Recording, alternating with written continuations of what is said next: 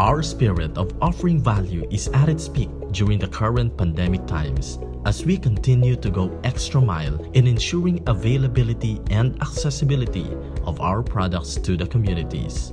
At Zydus Healthcare Philippines, our aim is to create a healthier community. We partner with physicians in making therapies accessible to the Filipino patients by offering value through its high-quality medicines at affordable prices. With a neurosciences portfolio, our passion is to help patients and physicians conquer their challenges, being reliable in times of need, helping patients to be in control, help them set their minds free, and wake up to a brand new day. Zydus Neurosciences, a promise for healthier minds as we see health in every smile. In celebration of the Mental Health Month, the Philippine Society for Child and Adolescent Psychiatry proudly launches Kulay sa Buhay, creative healing for mental health and self-enrichment of the Philippine Society for Child and Adolescent Psychiatry.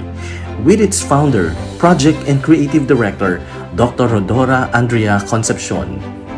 Kulay sa Buhay aims to use and promote different forms of art, both a science and medium in exploring expression and creativity for self-enrichment and better mental health. With Kulay sa Buhay, Peace Cup aims to hold workshops, projects, exhibits and activities in various creative craftsmanship for the learning and benefit of its members, families as well as patients. Respected artists in various fields of art will be featured in these activities. We invite you to save the dates for its 3-part series launching episodes. October 14, 6 to 9 p.m. for Larawan, Therapeutic Photography for Mental Health with artist and photographer Victor Season. November 18, 6 to 9 p.m. for Ikebana, Floral Art for Mental Health with Dr. Artist and Ikebana professors Dr. Romeo Balderrama and Dr. Norieta Calma-Balderrama. And December 2, 6 to 9 p.m. for Pinta, Painting for Mental Health and Well-Being, Lessons from the Master with renowned artist and painter Fernando Sena. Kulay sa Buhay is brought to you by the Philippine Society for Child and Adolescent Psychiatry in partnership with Zydus Healthcare Philippines.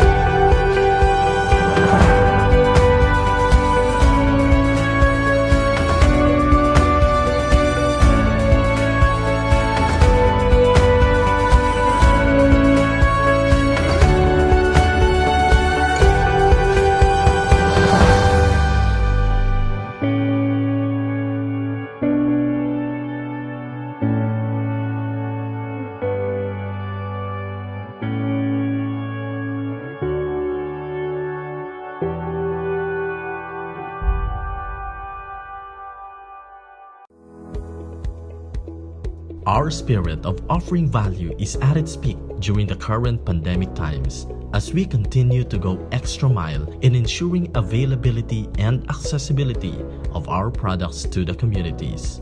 At Zydus Healthcare Philippines, our aim is to create a healthier community. We partner with physicians in making therapies accessible to the Filipino patients by offering value through its high-quality medicines at affordable prices. With the neurosciences portfolio, our passion is to help patients and physicians conquer their challenges, being reliable in times of need, helping patients to be in control, help them set their minds free, and wake up to a brand new day. Zydus Neurosciences, a promise for healthier minds as we see health in every smile. In celebration of the Mental Health Month, the Philippine Society for Child and Adolescent Psychiatry proudly launches Kulay sa Buhay, creative healing for mental health and self-enrichment of the Philippine Society for Child and Adolescent Psychiatry. With its founder, project and creative director, Dr. Rodora Andrea Concepcion. Kulay sa Buhay aims to use and promote different forms of art, both a science and medium in exploring expression and creativity for self-enrichment and better mental health. With Kulay sa Buhay, Peace Cup aims to hold workshops, projects, exhibits and activities in various creative craftsmanship for the learning and benefit of its members, families as well as patients. Respected artists in various fields of art will be featured in these activities. We invite you to save the dates for its 3-part series launching episodes. October 14, 6 to 9 p.m. for Larawan, Therapeutic Photography for Mental Health with artist and photographer Victor Season. November 18, 6 to 9 p.m. for Ikebana, Floral Art for Mental Health with Dr. Artist and Ikebana professors Dr. Romeo Balderrama and Dr. Norieta Calma-Balderrama. And December 2, 6 to 9 p.m. for Pinta, Painting for Mental Health and Well-Being, Lessons from the Master with renowned artist and painter Fernando Sena. Kulay sa Buhay is brought to you by the Philippine Society for Child and Adolescent Psychiatry in partnership with Zydus Healthcare Philippines.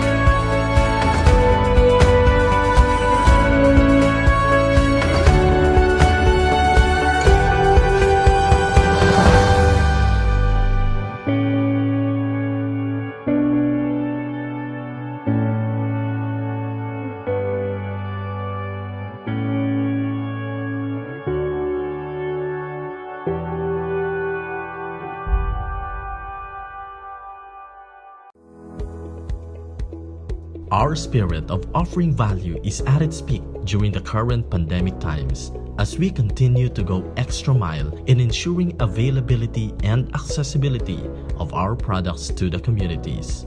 At Zydus Healthcare Philippines, our aim is to create a healthier community. We partner with physicians in making therapies accessible to the Filipino patients by offering value through its high-quality medicines at affordable prices. With the neurosciences portfolio, our passion is to help patients and physicians conquer their challenges, being reliable in times of need, helping patients to be in control, help them set their minds free, and wake up to a brand new day. Zydus Neurosciences, a promise for healthier minds as we see health in every smile. In celebration of the Mental Health Month, the Philippine Society for Child and Adolescent Psychiatry proudly launches Kulay sa Buhay, creative healing for mental health and self-enrichment of the Philippine Society for Child and Adolescent Psychiatry. With its founder, project and creative director, Dr. Rodora Andrea Concepcion. Kulay sa Buhay aims to use and promote different forms of art, both a science and medium in exploring expression and creativity for self-enrichment and better mental health. With Kulay sa Buhay, Peace Cup aims to hold workshops, projects, exhibits and activities in various creative craftsmanship for the learning and benefit of its members, families as well as patients. Respected artists in various fields of art will be featured in these activities. We invite you to save the dates for its 3-part series launching episodes. October 14, 6 to 9 p.m. for Larawan, Therapeutic Photography for Mental Health with artist and photographer Victor Season. November 18, 6 to 9 p.m. for Ikebana, Floral Art for Mental Health with Dr. Artist and Ikebana professors Dr. Romeo Balderrama and Dr. Norieta Calma-Balderrama. And December 2, 6 to 9 p.m. for Pinta, Painting for Mental Health and Well-Being, Lessons from the Master with renowned artist and painter Fernando Sena. Kulay sa Buhay is brought to you by the Philippine Society for Child and Adolescent Psychiatry in partnership with Zydus Healthcare Philippines.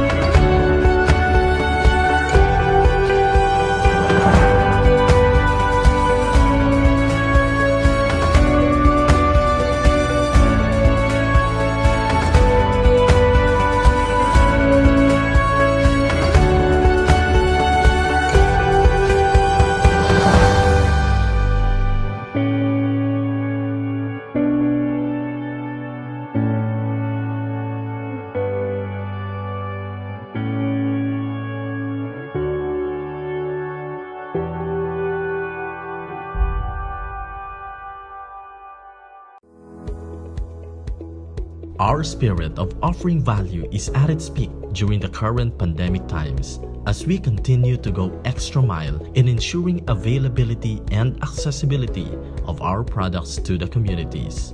At Zydus Healthcare Philippines, our aim is to create a healthier community.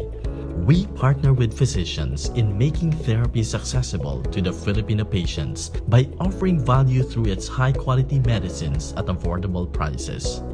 With a neurosciences portfolio, our passion is to help patients and physicians conquer their challenges, being reliable in times of need, helping patients to be in control, help them set their minds free, and wake up to a brand new day.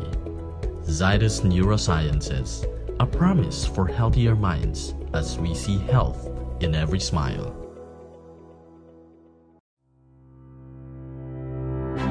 In celebration of the Mental Health Month, the Philippine Society for Child and Adolescent Psychiatry proudly launches Kulay sa Buhay, creative healing for mental health and self-enrichment of the Philippine Society for Child and Adolescent Psychiatry. With its founder, project and creative director, Dr. Rodora Andrea Concepcion. Kulay sa Buhay aims to use and promote different forms of art, both a science and medium in exploring expression and creativity for self-enrichment and better mental health. With Kulay sa Buhay, Peace Cup aims to hold workshops, projects, exhibits and activities in various creative craftsmanship for the learning and benefit of its members, families as well as patients. Respected artists in various fields of art will be featured in these activities. We invite you to save the dates for its 3-part series launching episodes. October 14, 6 to 9 p.m. for Larawan, Therapeutic Photography for Mental Health with artist and photographer Victor Season. November 18, 6 to 9 p.m. for Ikebana, Floral Art for Mental Health with Dr. Artist and Ikebana professors Dr. Romeo Balderrama and Dr. Norieta Calma-Balderrama. And December 2, 6 to 9 p.m. for Pinta, Painting for Mental Health and Well-Being, Lessons from the Master with renowned artist and painter Fernando Sena. Kulay sa Buhay is brought to you by the Philippine Society for Child and Adolescent Psychiatry in partnership with Zydus Healthcare Philippines.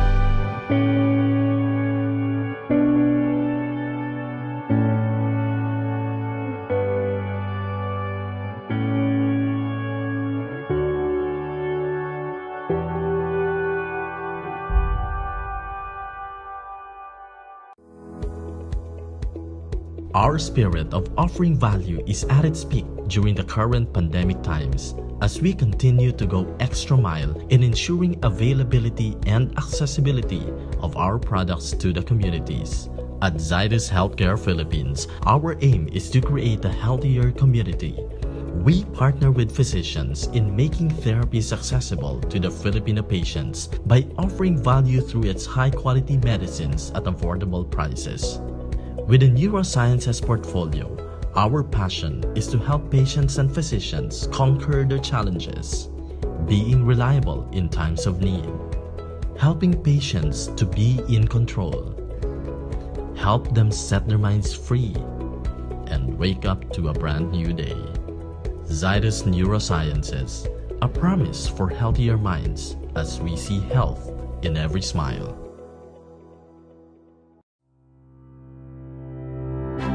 In celebration of the Mental Health Month, the Philippine Society for Child and Adolescent Psychiatry proudly launches Kulay sa Buhay, creative healing for mental health and self-enrichment of the Philippine Society for Child and Adolescent Psychiatry, with its founder, project and creative director, Dr. Rodora Andrea Concepcion.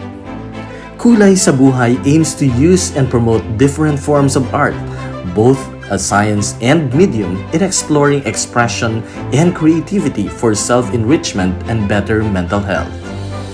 With Kulay sa Buhay, PSCAP aims to hold workshops, projects, exhibits and activities in various creative craftsmanship for the learning and benefit of its members, families, as well as patients. Respected artists in various fields of art will be featured in these activities. We invite you to save the dates for its 3-part series launching episodes. October 14, 6 to 9 p.m. for Larawan, Therapeutic Photography for Mental Health, with artist and photographer Victor Season. November 18, 6 to 9 p.m. for Ikebana, Floral Art for Mental Health, with Dr. Artist and Ikebana professors Dr. Romeo Balderrama and Dr. Norieta Calma-Balderrama. And December 2, 6 to 9 p.m. for Pinta, Painting for Mental Health and Well-Being, Lessons from the Master, with renowned artist and painter Fernando Sena. Kulay sa Buhay is brought to you by the Philippine Society for Child and Adolescent Psychiatry in partnership with Zydus Healthcare Philippines.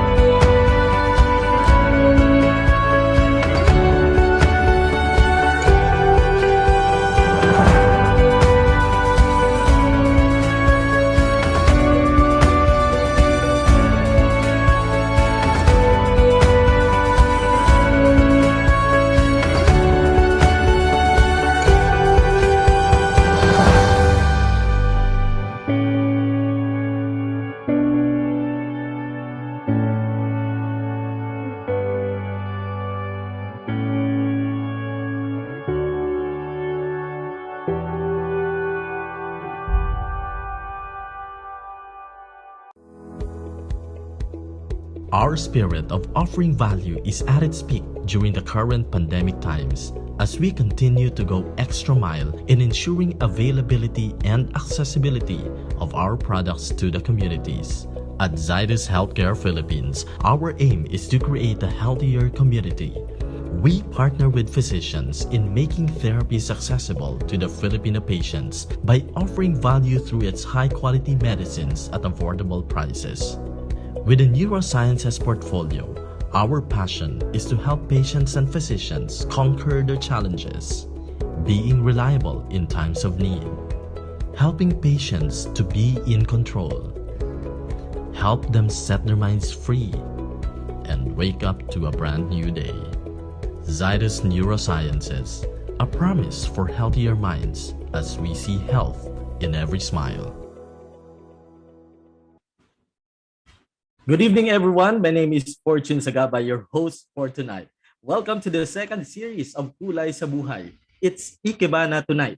So as we start, please direct your attention to our house rules, and this will be followed by the invocation and the Philippine National Anthem.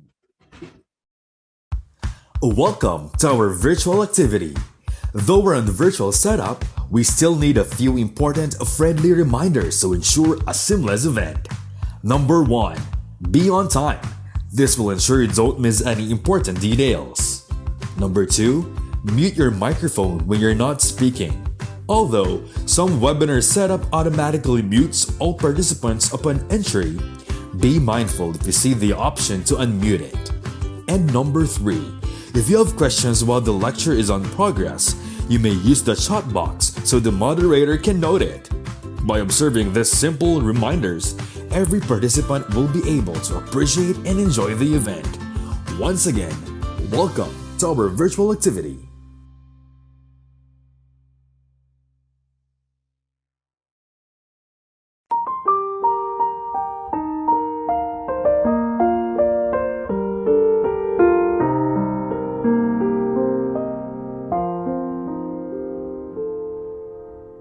Heavenly Father, are you really there? And do you hear and answer every child's prayer? Some say that heaven is far away, but I feel it close around me as I pray. Heavenly Father, I remember now something that Jesus told disciples long ago. Suffer the children to come to me. Father, in prayer I'm coming now to thee. Pray, he is there. Speak, he is listening. You are his child. His love now surrounds you. He hears your prayer. He loves the children. Of such is the kingdom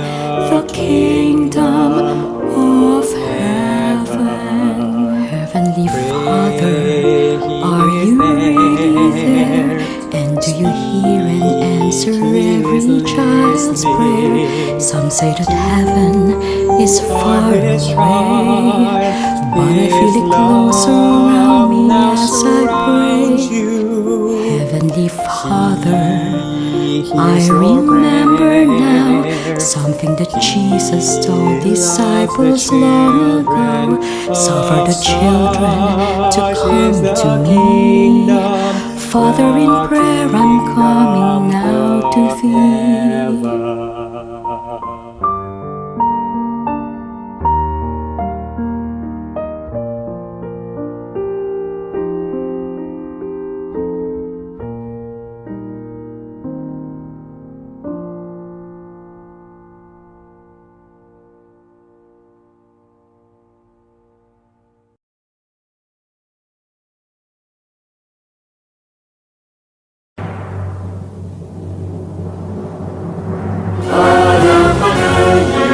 sa silanganan, alam na puso, sakit at mo'y buhay. Lupang hinihang, tulad ka na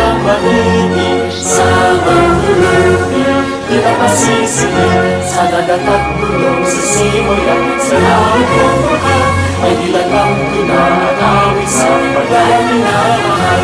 Ang islap ng watawan mo'y tagumpay na nagtitipid. Ang bituin at parang niya kailan pa may di magiging. Lupa ng harang ng buwan, ating pagsinta, kulay namin sa Pilipon. Aming ligaya ng pagpay mga api, ang mamatay na dahil sa'yo.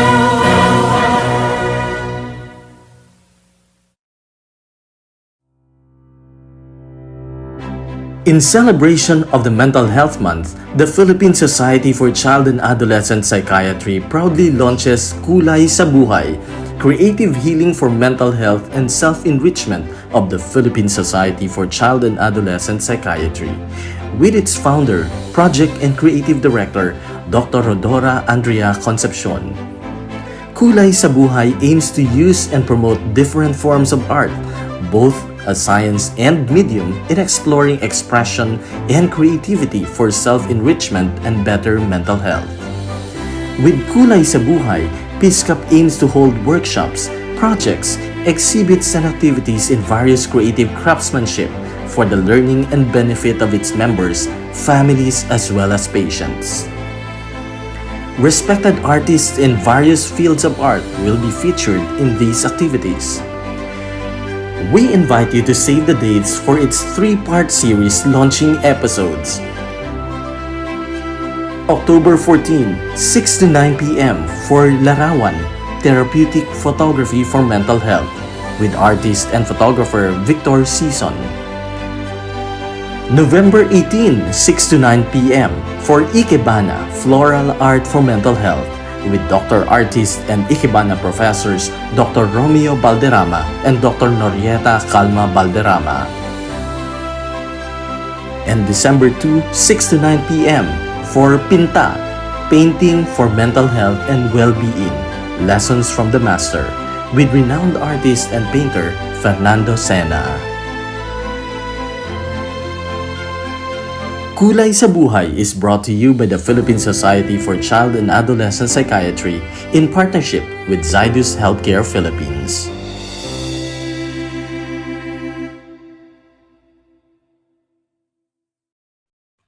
So 2% Kulay sa Buhay, please welcome the President of the Philippine Society for Child and Adolescent Psychiatry, the founder, project, and creative director, Dr. Rodora Andrea Concepcion. Yes, hello, and good evening, good morning, good afternoon to everyone, wherever you are in the world.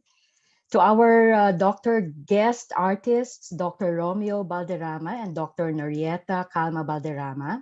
To all our colleagues in the Philippine Society for Child and Adolescent Psychiatry and the Philippine Psychiatric Association. To our friends and colleagues from the other medical organizations who took time to be with us tonight.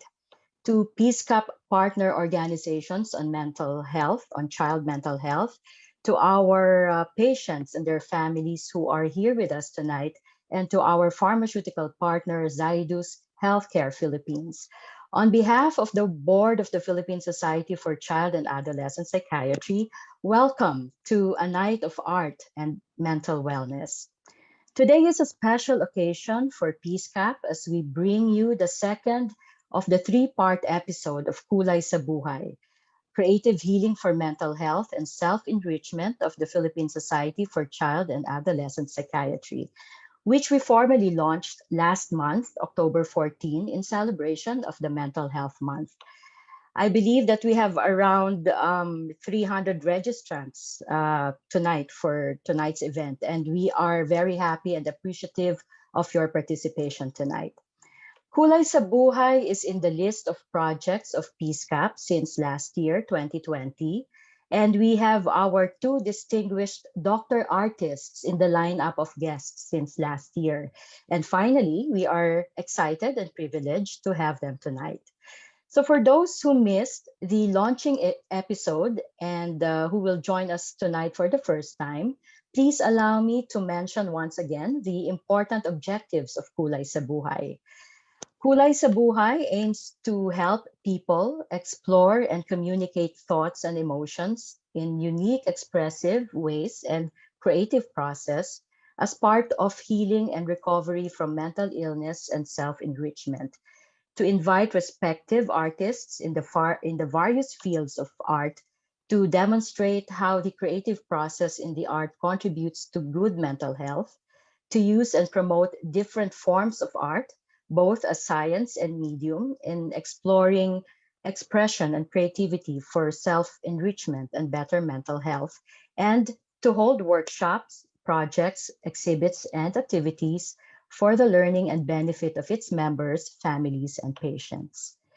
Respected artists in various fields of art will be featured in these activities, and we have interesting and out of the ordinary lineup of episodes prepared for you. And these are feel good activities for all of you, regardless of your age. So, for our second launching episode, we proudly bring you Ikebana, Floral Art for Mental Health, with our respected colleagues, Dr. Artists and Ikebana professors, Dr. Romeo Balderrama and Dr. Norieta Calma-Balderrama.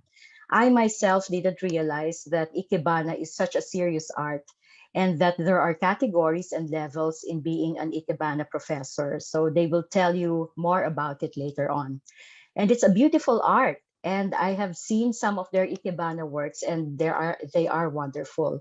And I think was it 2 years ago, and I was lucky enough to have been given a calendar by Dr. Nori Balderrama featuring photos of their Ikebana works, and they are really impressive.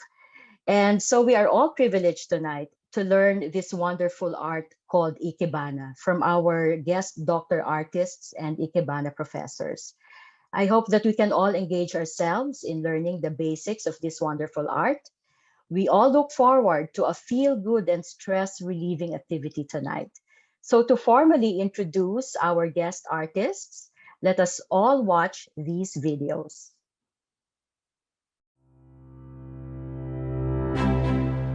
Dr. Norieta Calma-Balderrama is an adult, child, and adolescent psychiatrist.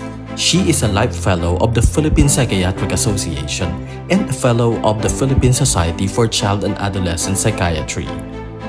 She was the past president of the Philippine Psychiatric Association in 2009 to 2010 and was past president of the Philippine Society for Child and Adolescent Psychiatry in 2006 to 2008. Currently, she is the chair of the Department of Psychiatry at the University of the East Ramon Magsaysay Memorial Medical Center. She is an associate professor at the University of the Philippines College of Medicine and visiting consultant at the Medical City and at St. Luke's Medical Center. She attended Ikebana training in Kyoto, Japan in 2017 and in 2019 under Ikebana professors who visited the Philippines. Dr. Norieta Calma-Balderrama is a doctor artist and an Ikebana grade 12 professor. Her passion for medicine, psychiatry, Ikebana, and the arts truly makes her a pride in the medical profession.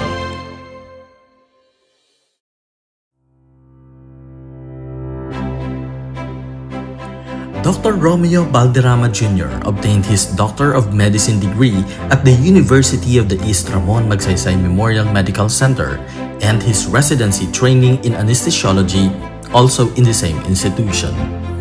He obtained his training as a scholar of Japanese government's Ministry of Education for pain management and research at the Department of Physiology and Anesthesiology in Shiga University of Medical Science in Shiga, Japan. Dr. Romeo Balderrama also took entrepreneurial management for business advantage at the Asian Institute of Management. He is not only a medical doctor but a multi-awarded artist in various craftsmanships. He has won numerous awards and has held positions in various art societies and exhibitions both in the Philippines and abroad. Dr. Romeo Balderrama is a member of the Ikenobo Ikebana Society of Manila and its former president in 2015 to 2017. He has attended numerous international conventions on Ikenobo Ikebana workshops held in Japan. Dr. Romeo Balderrama is currently an Ikebana Professor 16. As Ikebana Professor Level 15 in 2019, he was the first Filipino to reach this level in the Ikenobo School of Floral Arts. He has published several coffee table books on Ikebana and various art product designs. Truly, Dr. Romeo Balderrama's passion in the field of medicine and the arts makes him a pride of the Philippines.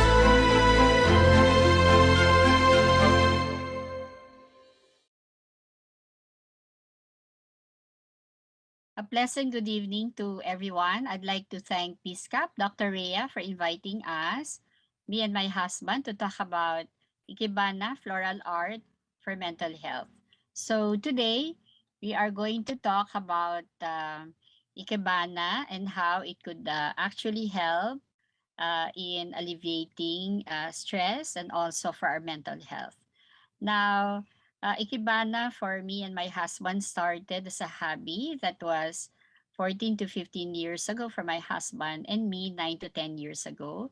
And I would sometimes give Ikebana arrangement to some of my friends and thought in the beginning that it would really be helpful in doing these arrangements for some of my patients. And now it is possible with the Kulay sa Buhay project of Peace Cup. So I'd like to thank Dr. Rhea for this Kulay sa Buhay project. And I was asked to talk about this topic. And the objectives for this evening session would be to discuss Ikebana as a therapeutic art and medium for mental health, especially during the pandemic. And secondly, we are going to see some of the arrangements to be demonstrated by my husband. So that's the second objective. So in the beginning, even before looking at the arrangements, it is important to understand that there are already several studies indicating that contact with nature is beneficial for human health in general and well-being, and it supports human growth and development in different areas, which is very important, especially for some of us parents and also child psychiatrists, and that Ikebana in itself self is a disciplined art form. So I would also want to talk about a journal stating the effect of practicing Ikebana on anxiety and respiration. And the results show that it actually helps those with high trait anxiety. It helps them to have decrease in their state of anxiety and also unpleasant feelings and respiratory rate. So they compare the people who were doing Ikebana before and after, and that was the result of the research. And so in general, what they were recommending is that Ikebana can actually be beneficial in reducing stressful feelings. So with that research, we are going into what we have now, which are the lockdowns. We have modernization, use of technology almost every day, work from home, even going out. We still have a lot of technology. And there is what? Because of this, there is less contact with nature and there is less time to appreciate our environment.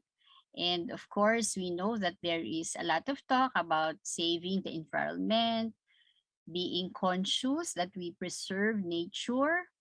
But when was the last time you have enjoyed looking at a flower or maybe a plant, part of a plant? So maybe for some of you, it must be fairly recent.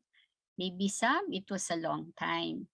So when we talk about Ikebana, this helps us to be closer to plants and flowers, helps us develop patience as we go over the different types of flowers, and it helps us to be more creative. It brings out creativity and it helps us express our feelings as well with the arrangements. And when we do Ikebana, this is usually done best in silence. It's like you are praying and you are trying to figure out how to do your arrangement because it's a form of expression of how you feel and how you see the world around you, how you see the plants, and how they are in nature. So it encourages our thoughts to grow and looking at space. It also encourages me time or quiet time so that we can relax and be close to nature, even if for just a moment in our own homes, which the situation during the pandemic is as such. No, we are mostly at home. And so when you do this arrangement, you look at the beauty of the material that's hidden and you transform this into something extraordinary and beautiful as you have your arrangement. So when you do this, it actually helps you recognize the value at which stage you are in, the value of where you are. No? If you're already an elderly, if you're still young, an adult, mid-career.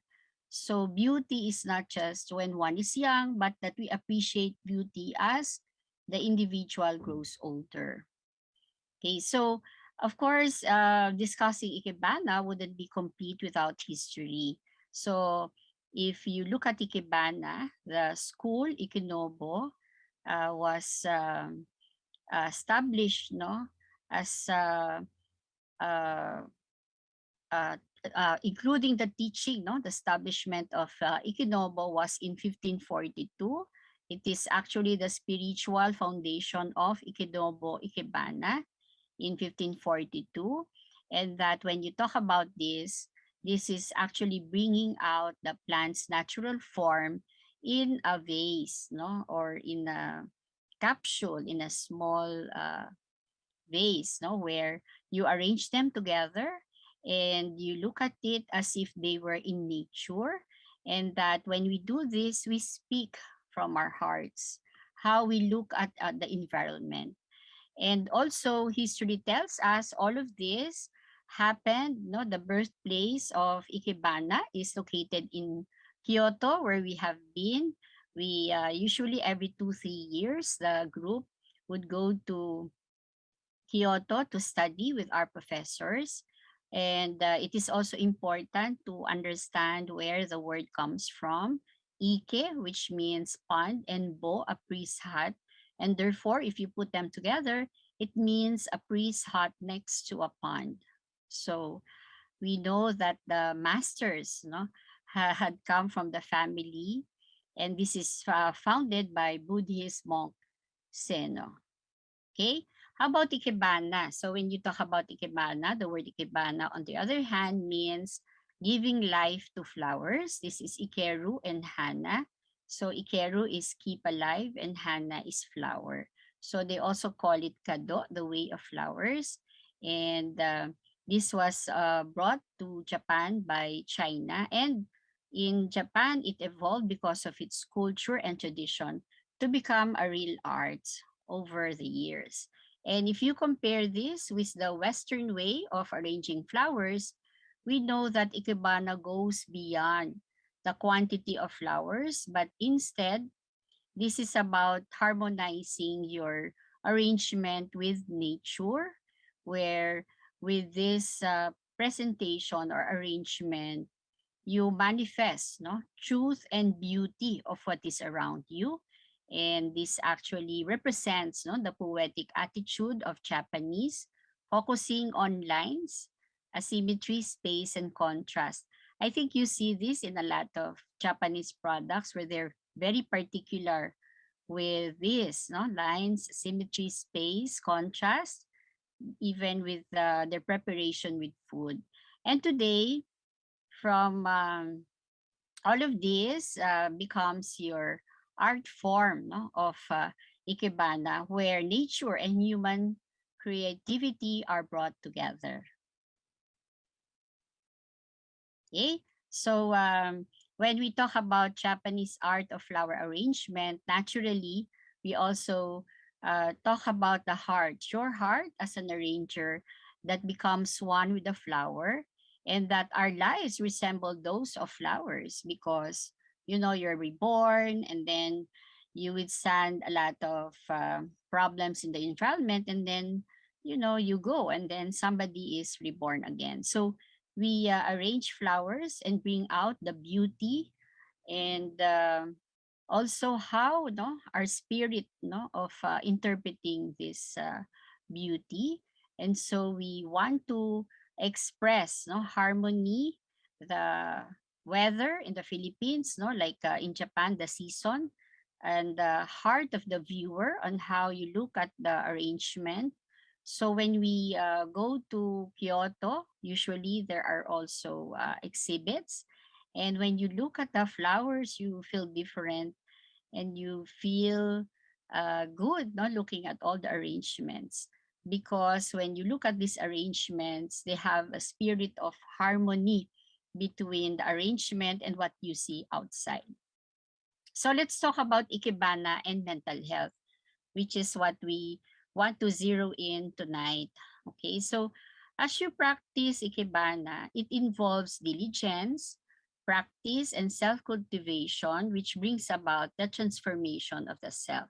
So when you do Ikebana uh, every so often, it actually helps you to do this, no? To have diligence in how you arrange the plants, and it also becomes no a form of expression, how you look at nature as a form of art with respect to yourself.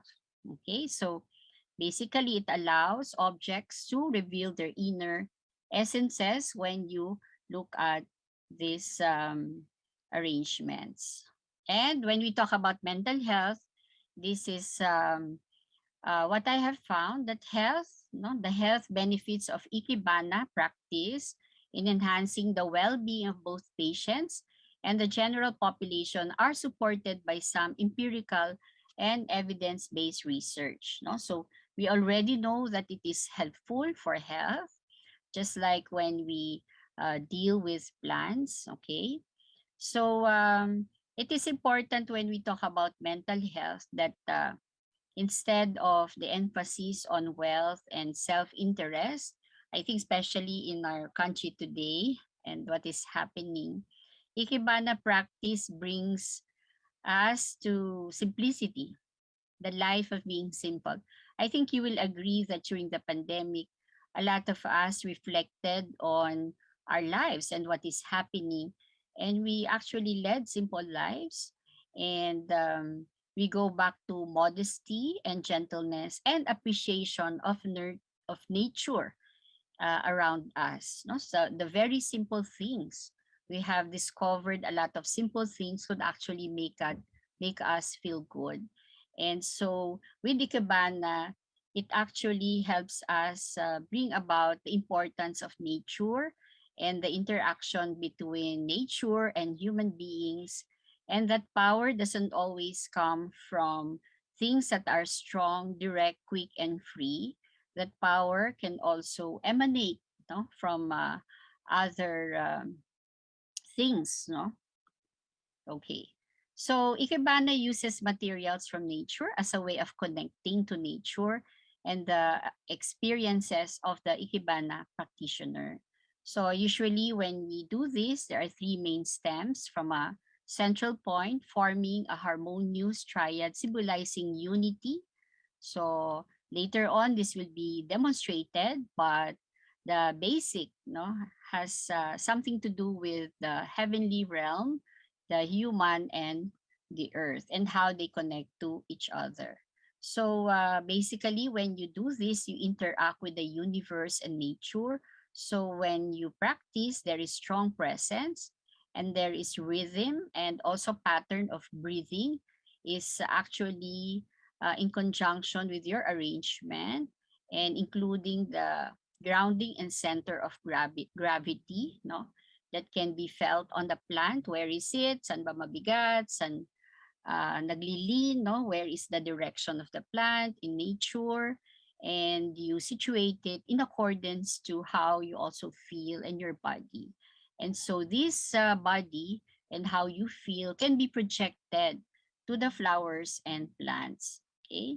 And so as you do this, this also integrates how you breathe, no? The breath, the space, no, where you are going to place it, the intention, no, in terms of space and body movement when creating your Ikebana arrangement. And so it will require strong presence that you're in the here and now arranging the flowers and plants. Rhythm, pattern of breathing is adjusted according to what you are doing. And you align yourself with the flowers and nature. And so with that, you are actually empowered and you feel energetic. You know, when you finish your arrangement, you feel good that you have done something. And so there is an inner drive, no, that looks at different areas in your life, looking at space, time, and the composition that you are making. And if you look at the process itself from the time that you choose the plants, that is very critical. So when you go to the garden, so when I go to the garden, I look at the plants that, you know, that will be included in my arrangement. That in itself is the process by which you also feel good, no, about how you look at plants. Okay. So sometimes you may choose one that's already about to be withered, or maybe a new sprout, depending on the type of arrangement that you're going to do. And with this, with the way you look at these plants as a way, no, to exert on doing this, it forms, or it actually redounds to a creative process, no, inside you while you are formulating it in your mind. Okay. So although Ikebana presents as a still form at the end, no, of the demo, what is important is really the process of creating it in actual life. Of course, in the demo, it's faster, but in real life, you know, you change the position, you do this, you do that, and then you breathe and then say, maybe I need to move it a bit. So this is interactive and dynamic. It's like a dance that you have to do with the plants where they are swaying, you know, following their direction. And so with this, it actually helps, no, the interaction between the human and the flowers and with nature, no. So it is important because it now concerns, no, not just the mental but also the physical and also the spiritual aspect, no, of moving the plants, no, when you are actually arranging, no, the different parts, no, of your arrangement. So it involves, when you do ikebana, involves movement, it involves relaxation and even prayer. So the art, no, of balance is very essential when making your arrangement. And most Ikebana practitioners would have, especially the professors already, higher level, will have their eyes for details, no, the little details, just like Japanese would do, and appreciation for creativity. So I remember our professors when they would go to the Philippines, we're all excited because at the end of our drawing and presentation, when it's checked, our professor would say excellent. No, so we would be very happy when our professors would say excellent. No, so it gives us that good feeling, no. So I have kept, no, the, you know, the writings of my professor saying this. So when you do this, you actually look at the lines and shapes of each of the flower, the leaf and branches, and also the space, the connection between all of these materials. And it allows us to understand that even in this life, like the ikebana, less is indeed more. Okay, so the beauty actually is seen, no, according to Ikebana, when you have actually less, not you have a lot. And of course, the space elements that is inherent, no, in the arrangement will actually let us think of the connection, no, the space between the different material, our inner space, our personal space, and the different points in space. So you actually decide if this will be on the right, this will be on the left, maybe the connection between the two. So that is what happens when you do your arrangement.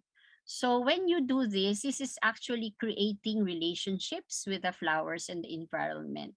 So our relationship is not just with human beings, but also with nature and the plants and the flowers around us and the environment. And when you do these arrangements, there are very important questions that you can probably answer.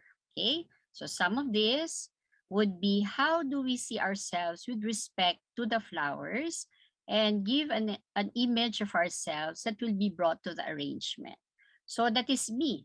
So each of us will have our own arrangement and way of looking at things. Sometimes we may not see it in the same way because, again, that is an image of ourselves and how we look at our environment.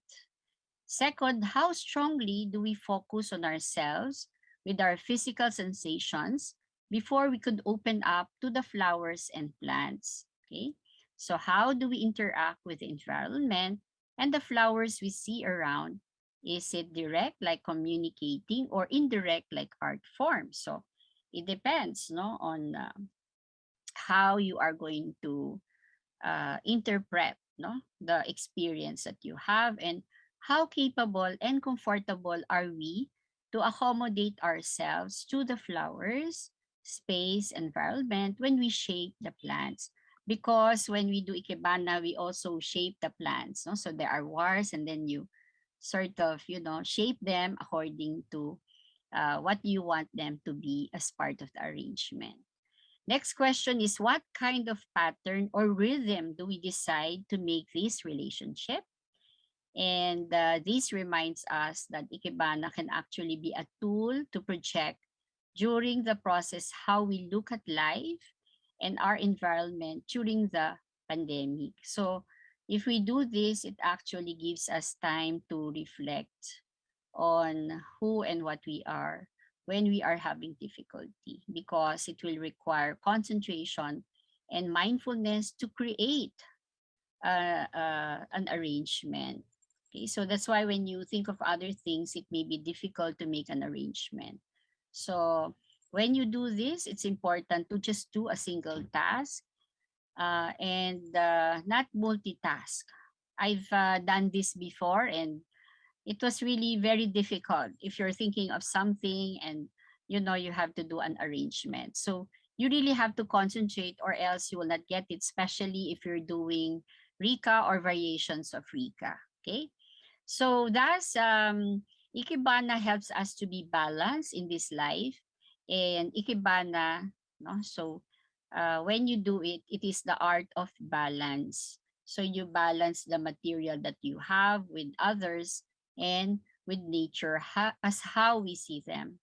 Okay, so when you talk about Ikebana, it also involves you cutting, arranging the flowers and spaces, but it is not just about human intervention when you cut the plants, but really it is about interacting with nature. No? When you're with plants, it's interacting and learning about realigning humanity with nature. So us together with nature, not like us only, but we consider nature and what is around us. So in the last 2 decades, we are able to understand Ikebana from a new perspective. That is why we also have newer books and new arrangements, no, like the Jiyuka. Okay, so we have authors, no, like we have Ikebana professors. One was a neurologist. No, you can also have people who have been doing this in different disciplines, and they have been looking at Ikebana as an option or a strategy to optimize the beneficial aspect of nature into the lives, no, of patients or clients. And we can see a lot of discussion about this already, where some of the Japanese professors have been looking at it to help mental health and also general, no, in general, our physical health. And so when you talk about Ikebana, it actually brings subtle impressions, discovery, and joy, no, when we finish our arrangement. And what they're saying is that joy, no, cannot be outshone by even the most dazzling display of wealth. And we know this, the happiest people are not people who are wealthy, but those who have very what? Satisfying relationships and life. Okay, and so when you have these satisfying relationships, this is your relationship with children, your family, and your friends, your parents. And so ikebana, no, so there's ikebana for kids. So it is really not for children the precision of techniques. It's supposed to be 2/3 of this and this should be this, but it is really the chance to have quality time together with children and friends, and also the wonderful art of flower arrangement or arranging. So it's really the interaction and the time with children. Okay, so let's go into the general classification of Ikebana. So after talking about mental health, we now talk about Ikebana itself.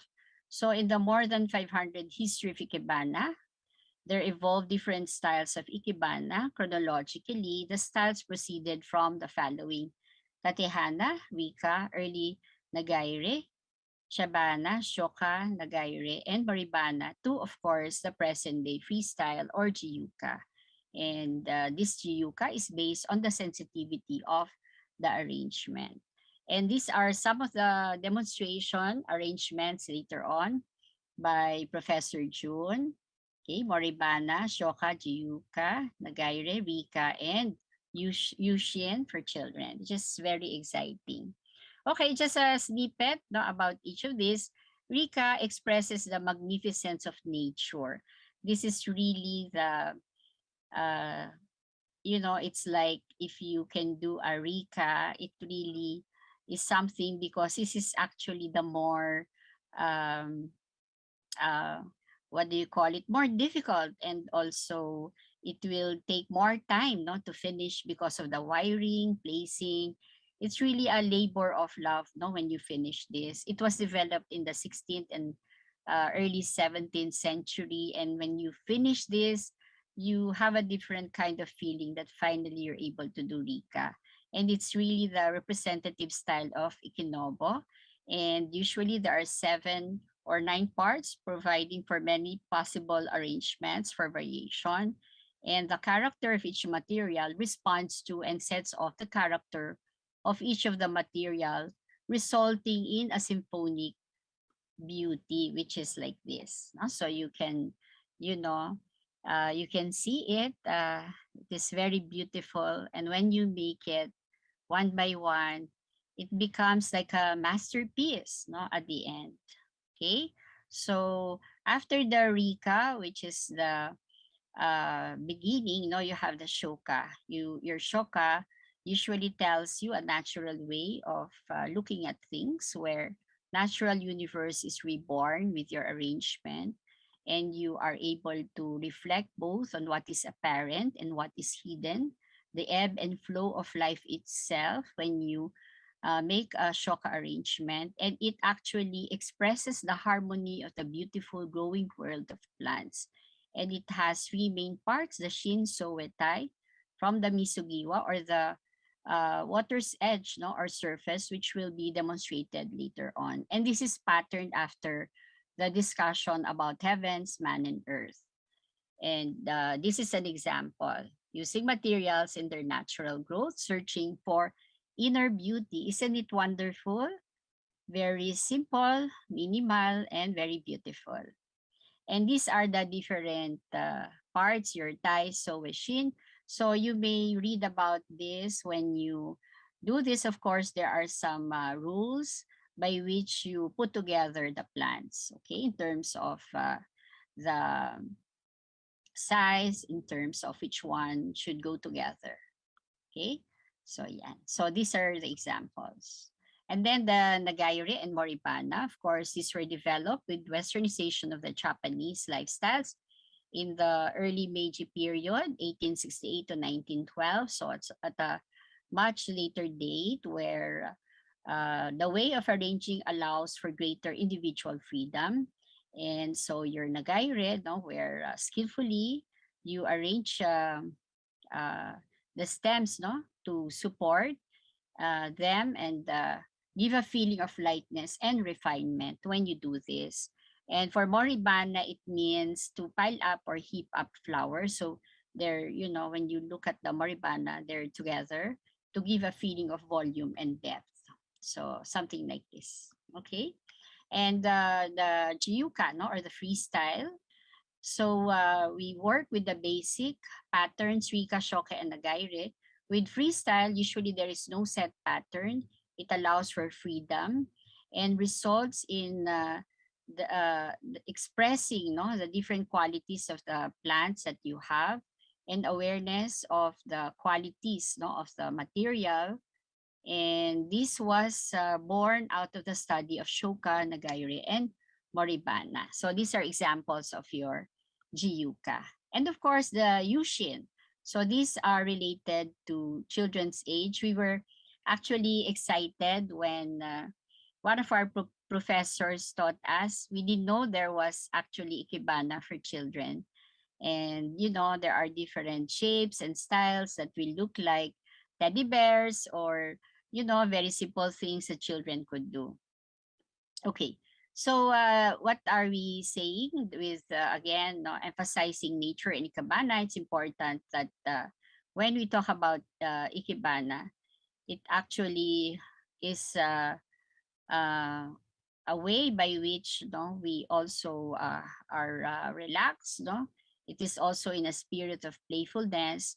And when we do this, nature, no, will be within us. When we look outside, we actually look at the plants and trees differently when you practice Ikebana. And they are saying that the Ikebana was developed and handed down because many people reacted with empathy to such experience and cultivated what in sustaining their spirits brightens the world. No? So with this, no, it creates something inside that makes the way you look at life in a better way. And the significance of arranging flowers, the capturing of that movement and energy which is inherent in their life forms, lies in the human need to express our hope for a continued life, especially I think during the pandemic, which is very good because if we practice this, then we actually hone our skills. And there is a proverb saying an unpolished gem will not sparkle. So it is very important to rigorously practice when opportunity is there. I think now that we are, of course, in the pandemic still, or even if we're already going out, it is important for us to practice, no, the things that we want to do in order to move our hearts and also see the beauty in our environment and in the plants that we see around. So my last message is this, that Ikebana, when we do Ikebana, we express the feelings of the arranger in accordance with the nature of flowers and trees, and that it can actually greatly improve your mood and lower your stress level. So with that, thank you very much. These are my references. And we are now going to see the next part would be the demonstration of the different Ikebana arrangements. So thank you for your kind attention. Good evening, friends and Ikebana lovers. My first demonstration for tonight is a moribana.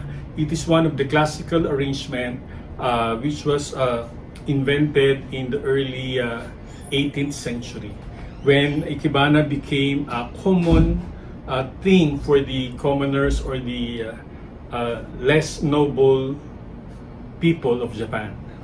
So in a moribana, and we're going to use a round low vase. So I'm using this glass vase.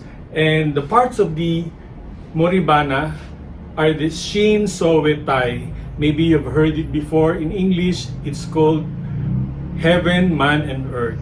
So first you put the sheen or the heaven, and the measurement is approximately about 1.5 the height of the vase plus the diameter of the mouth of the vase. So this is approximately like this. This 1.5, and then the diameter of the vase. So when I'm placing it, it should not be in the central part, but a little bit to the left or to the right of your kensan. By the way, I'm using a kensan. It's called metal frog. This is composed of heavy metal with small nails. So this is where you stick your stamps, so it will become stable and you can move it around. So I already pre-cut this earlier because I have to practice. So there, after sticking into the kensan, so you now have your sheen. And then after the sheen, you now put the soe or the man part. So it's about 2/3 of the size of your sheen. So here, I'm going to cut the base, and when you cut the stem of your flowers, please do it underneath the water. Why? Because that would prevent air embolism. When air gets into the blood or the vessels of the flower, the water can't go up anymore because of the air. It's going to cause a blockage. So it's also the same for human beings, no? It's air embolism. So I'm sticking this again.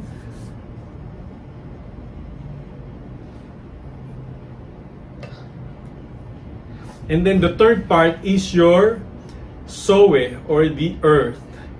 So heaven, man, and earth. So these are the main parts of your moribana. And then the rest later are called ashirai or helpers.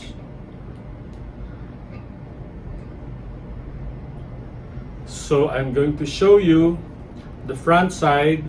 This is the sheen, the soe or the tai, or the heaven, man, and earth. The sheen is 1.5 times of the height of your vase plus the diameter of the mouth of your vase.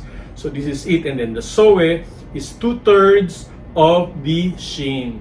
And then the tai or the earth is also 2/3 of your soe.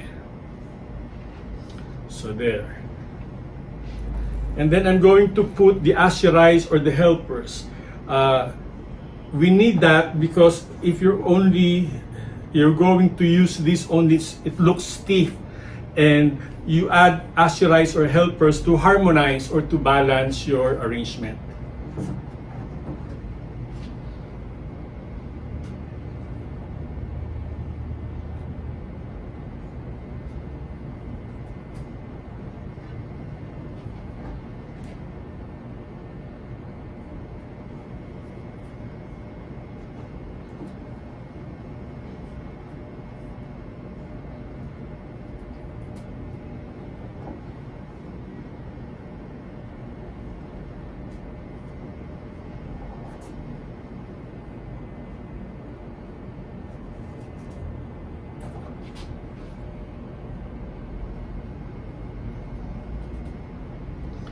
So this is your shin soe tai with the helpers. And then after that, we will put more leaves so as to complete our arrangement. I'm going to use dragon tail. This is now a very famous philodendron. Mahal na siya ngayon. Dati tumutubo lang from the fences or somewhere there in the woods, but now it's being sold for about 1,000 pesos per pot.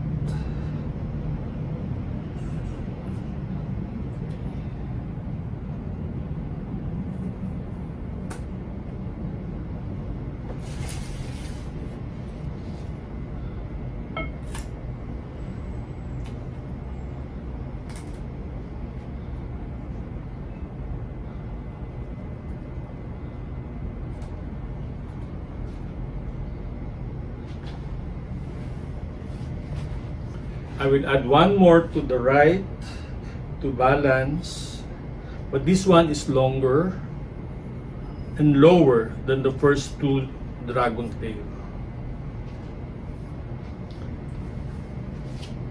And then I have Orlando philodendron also. This is from my garden, and so as with these dragon tails.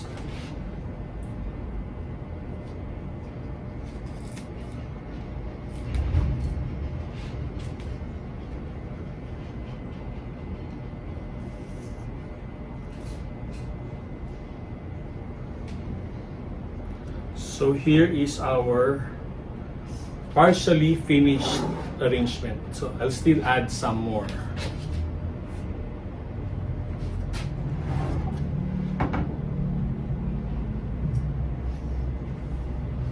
I'll be using these golden photos or Epipremnum aureum because it has yellow variegations. That's why it's called aureum. And when this grow big, this can grow maybe 1.5 feet in length.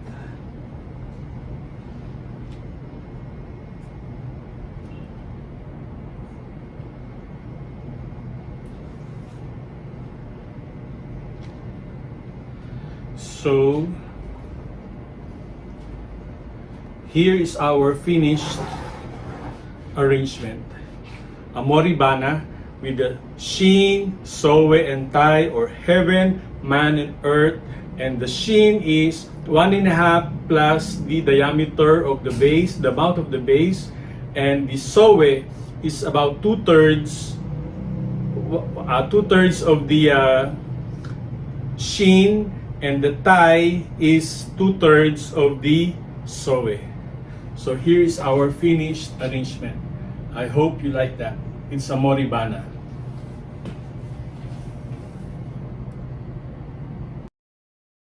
If you have any questions regarding the arrangement, I'll be glad to answer.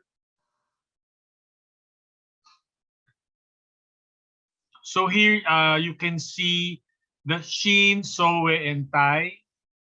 The Shin, Sowe, and Tai, or the Heaven, Man, and Earth, which is the main parts of a Moribana.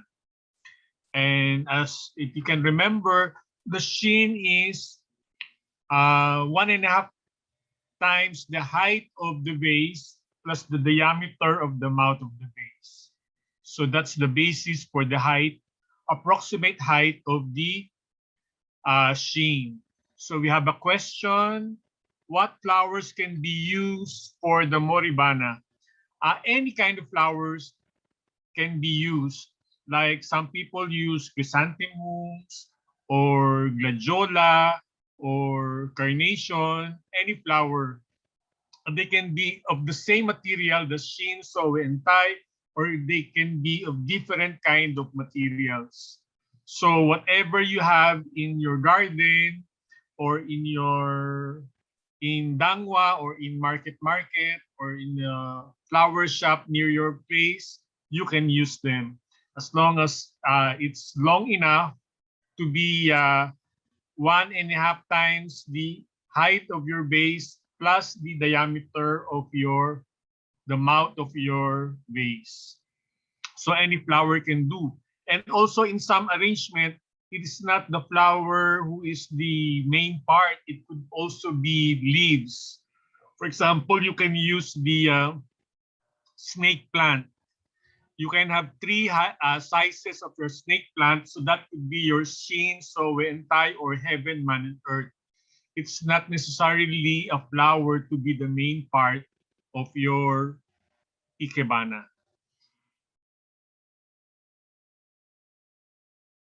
So here we use this ginger plant, no? It's a gingiber species, SP or species, and this one is a costus species, or this is a flower of the insulin plant, which is also edible and good for diabetic patients. So this is a flower, and then this one, the dragon tail, it's Epipremnum pinnatum, which is quite famous, and the variegated ones of this kind of leaves are more expensive than the plain green. So there could be one pot can sell for maybe 5,000 to 10,000 pesos for the variegated ones. So do you have uh, you won't use variegated. Well, but these kind of leaves, they can stay in your vase for maybe 1 to 2 weeks, especially the other kind of anthurium leaves, which can last for about 3 months in your vases.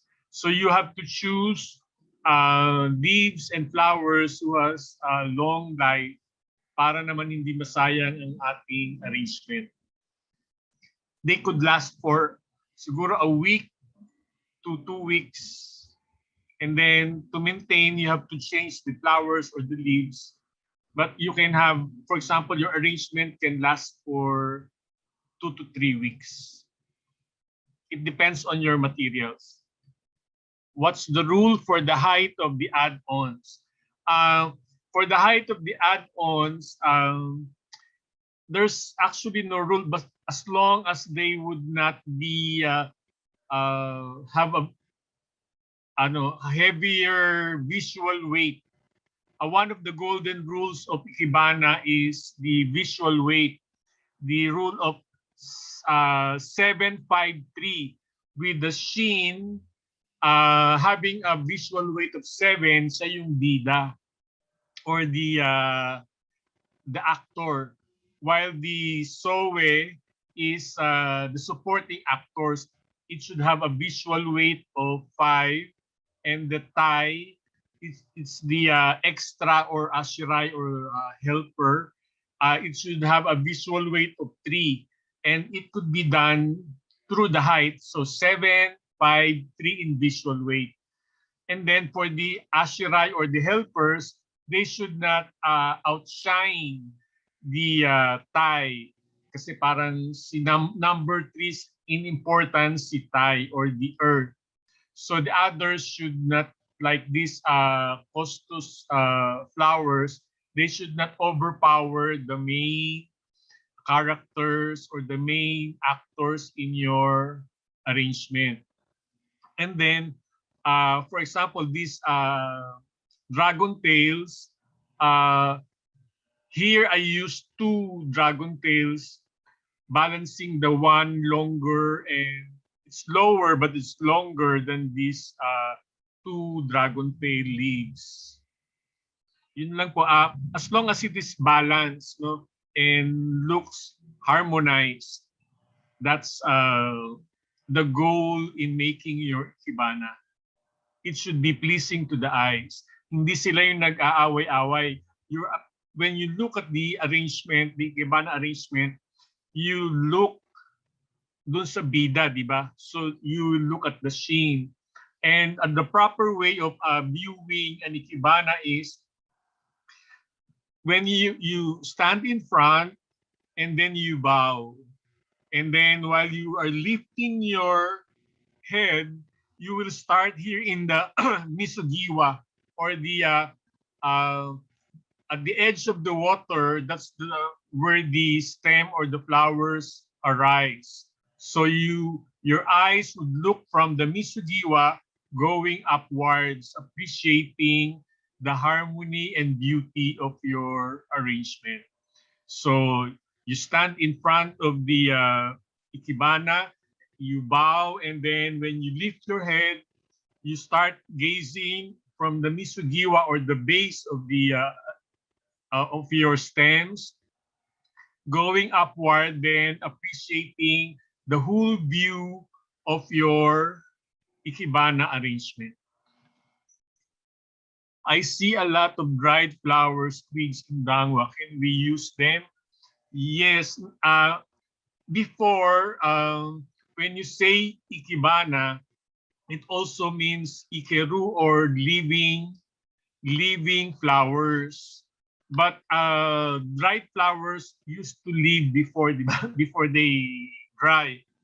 So pwede naman po siya, you can use that, and it will also save you in cost because they're long lasting, the dried ones. But actually, in reality, Ikebana means living flowers.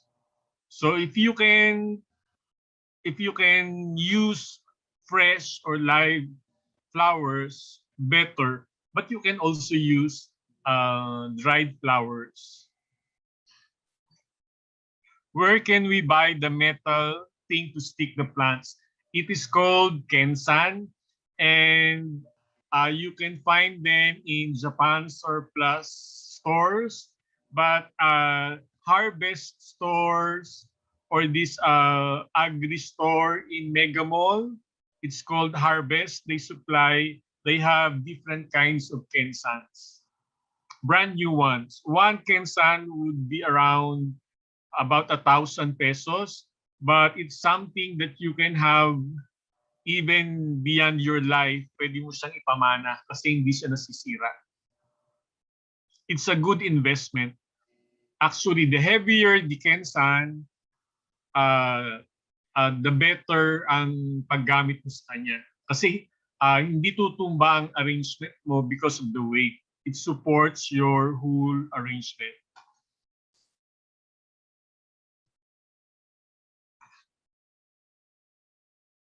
Maybe we can go to the next. How much? As I've said, it depends on the sizes, but the big one, which you can use for so many arrangement, is about 1,000 pesos. Once again, good evening, friends and Ikebana lovers. My next arrangement is called Shoka Shimputai, or the modern Shoka. It only has 3 parts, 3 kinds of materials, which is the shoe, or the main part. And this, in Shoka Shimputai, we make use of the opposites, the characteristics of opposites. Like for this, my shoe is a elongated iris leaf, and then my yo, or the opposite of long, is short and round, while the shoe is long and slim. And then my helper is the flower. So it's not always the flower who is the bida in a flower arrangement. So here, the sunflower is just a helper.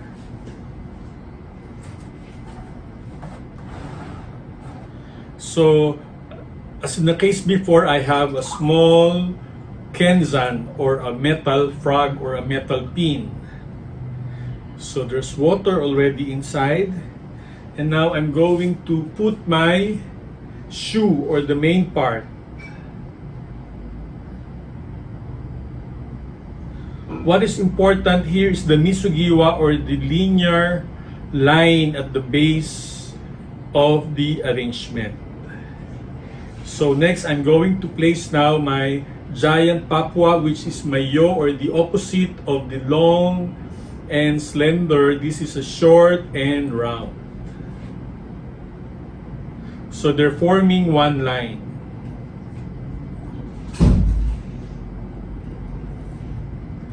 Here.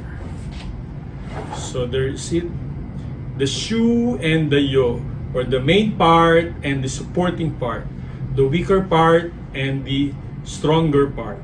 This is what you will see first when you look at the arrangement. You will see first the long and slender iris leaves. So now I'm going to put the helper, which is the sunflower. As I have mentioned before, it's better to cut the flowers, the stems, underneath the water.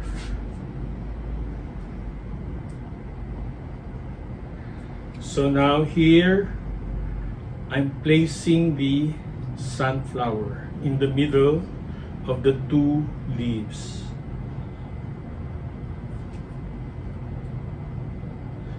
So Here is the final arrangement. Diba ang dali? Just 3 parts. The shoe, the yo, and the ashirai or the helper.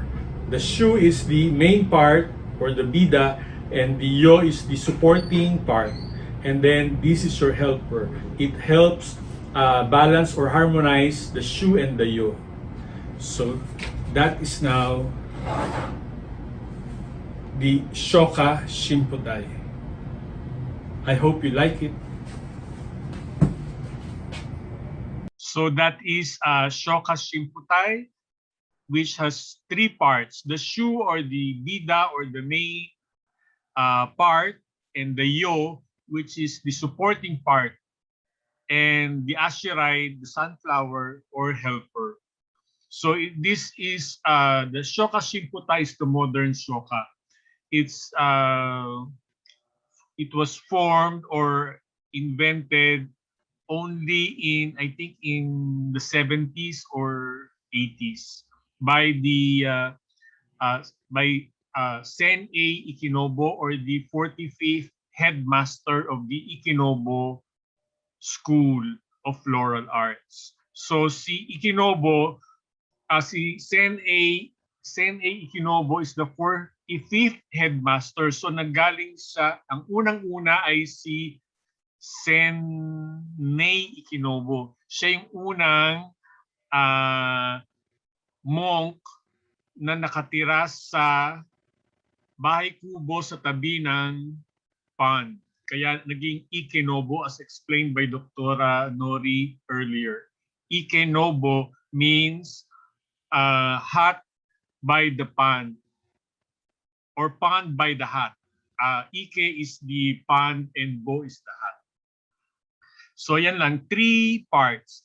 As long as your line is, your misigwiwa is one straight line, it looks like it's emanating or coming from one single trunk. So yun yung important rules sa Shoka Shimputai. And in Shoka Shimputai, you can only massage your leaves or stems, unlike in Rika, wherein you can use wire to curve your stems and flowers. Ito kasing Shoka is the more elegant one. It's more about the natural life or growth of your plants, leaves, stems, and flowers. So all natural siya. Hagod-hagod lang para ma-curve or hindi maging stiff ang ating mga materials.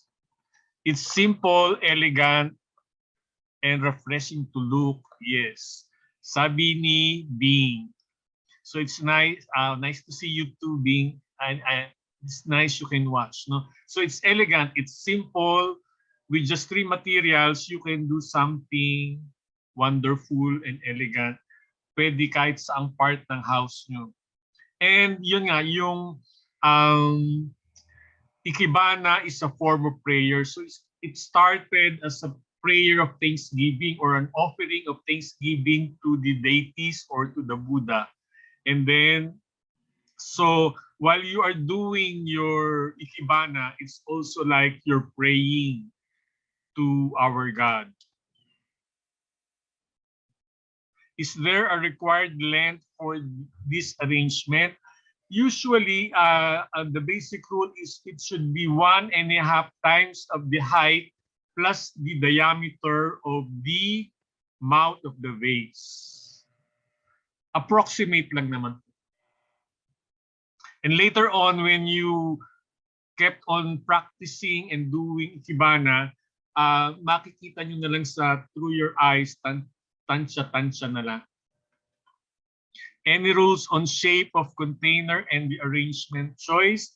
Yes, for a shoka, there are several kinds of vases that you can use. A shoka vase is something which is a tapered vase, parang letter V. Pag ganun siya.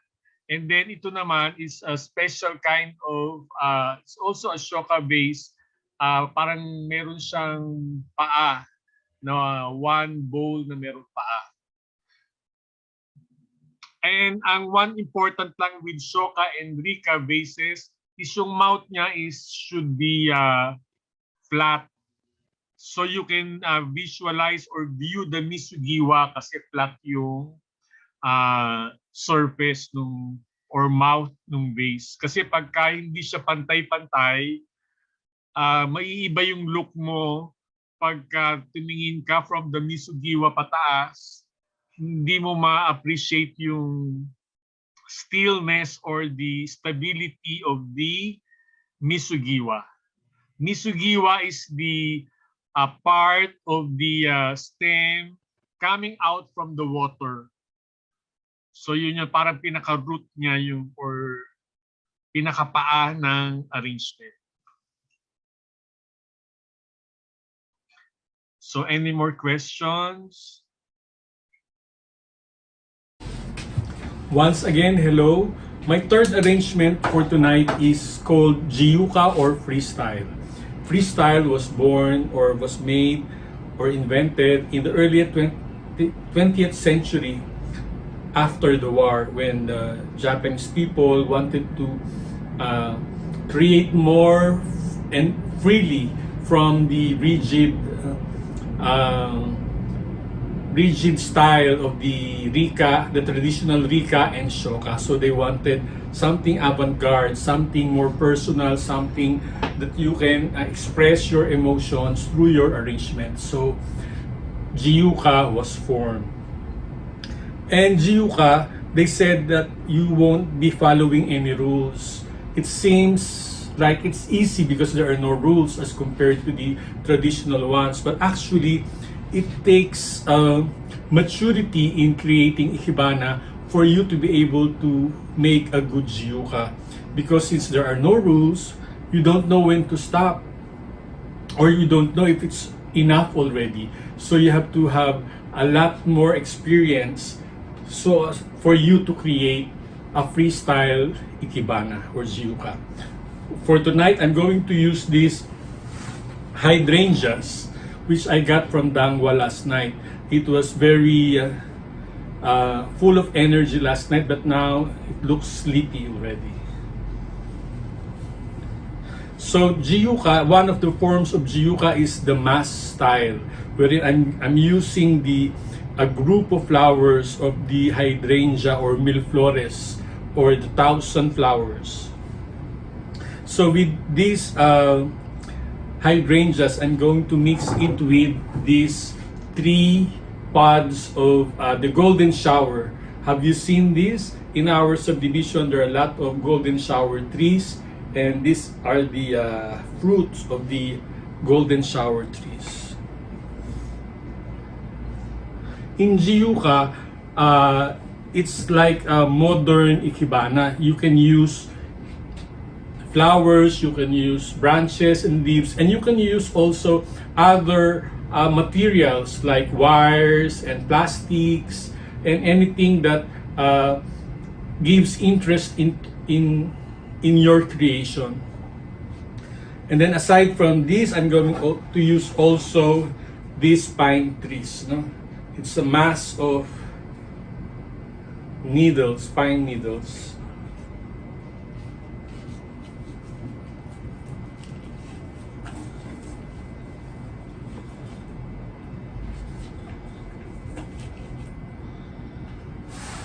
So here's a partial look of our Jiyuka.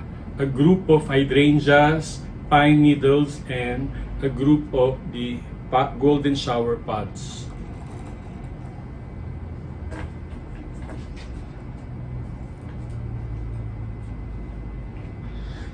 I will also add some Irish leaves to give height to our arrangement. And then I'll add some cattail leaves, or these are reeds, R-E-E-D-S. And the flower is like the shape of a hot dog. That's why it's called a hot dog. But actually, it's a reed with the scientific name of Typha angustifolia.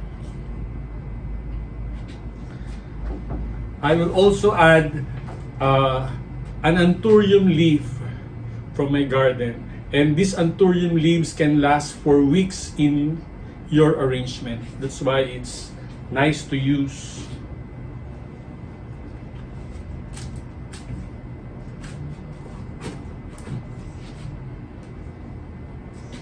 And then for a final touch would be this variegated philodendron.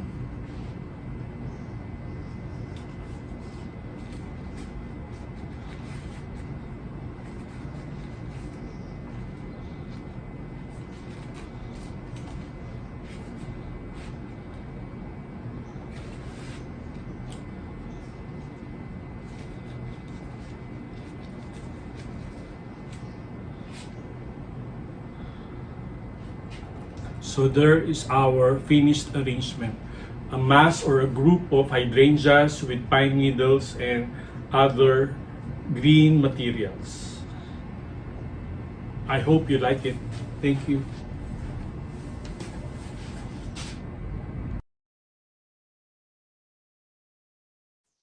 Hello again. There was a question earlier. What is the water level in the vase? The water usually is just a few millimeters above the tip of the kensan. Just to cover the kensan para it would look like a smooth surface. Samantalang nasa ilalim yung tip of the needles of the pins of the kensan. And what size of kensan is good for beginners? It depends on your vase kasi yung kensan, you would put it inside the vase. So the heavier the kensan is, the sturdier or more stable will be your arrangement. If you use a small kensan, it could be lightweight, and then if you put a heavy material on it, pwede siyang tumumba. So it's better to invest on the bigger and heavier kensans. Yung mga nasa thrift store na or Japanese store na yung 88 pesos, masyado siyang maliit. Wala kang mailalagay kasi tutumba agad kasi it's very lightweight. So it's better to have the heavier and bigger kensan. Any tips on preventing mosquitoes to lay eggs in the flower vase water? You change your water every 2 days. Kasi para matanggal na din yung mga itlog ng mosquito. And also to help prolong the life of your materials. So every 2 days you change. Nice, but more challenging for newbies because there is no guide on how to do the arrangement. Yes, if you would really like to learn Ikebana, the Ikebana Society of Manila number 67, usually we hold meetings every 4th Tuesday of the month. But now, since it's pandemic, we have Zoom meetings wherein we have a workshop. You will see lectures and demonstrations, and it's still ongoing even we're in pandemic or lockdown. So may Zoom na. And so if you would like to learn or to join the society, you can get in touch with me or Dr. Nori. So how do you get our numbers? Mamaya na lang I'll put it in the chat box. Any more questions?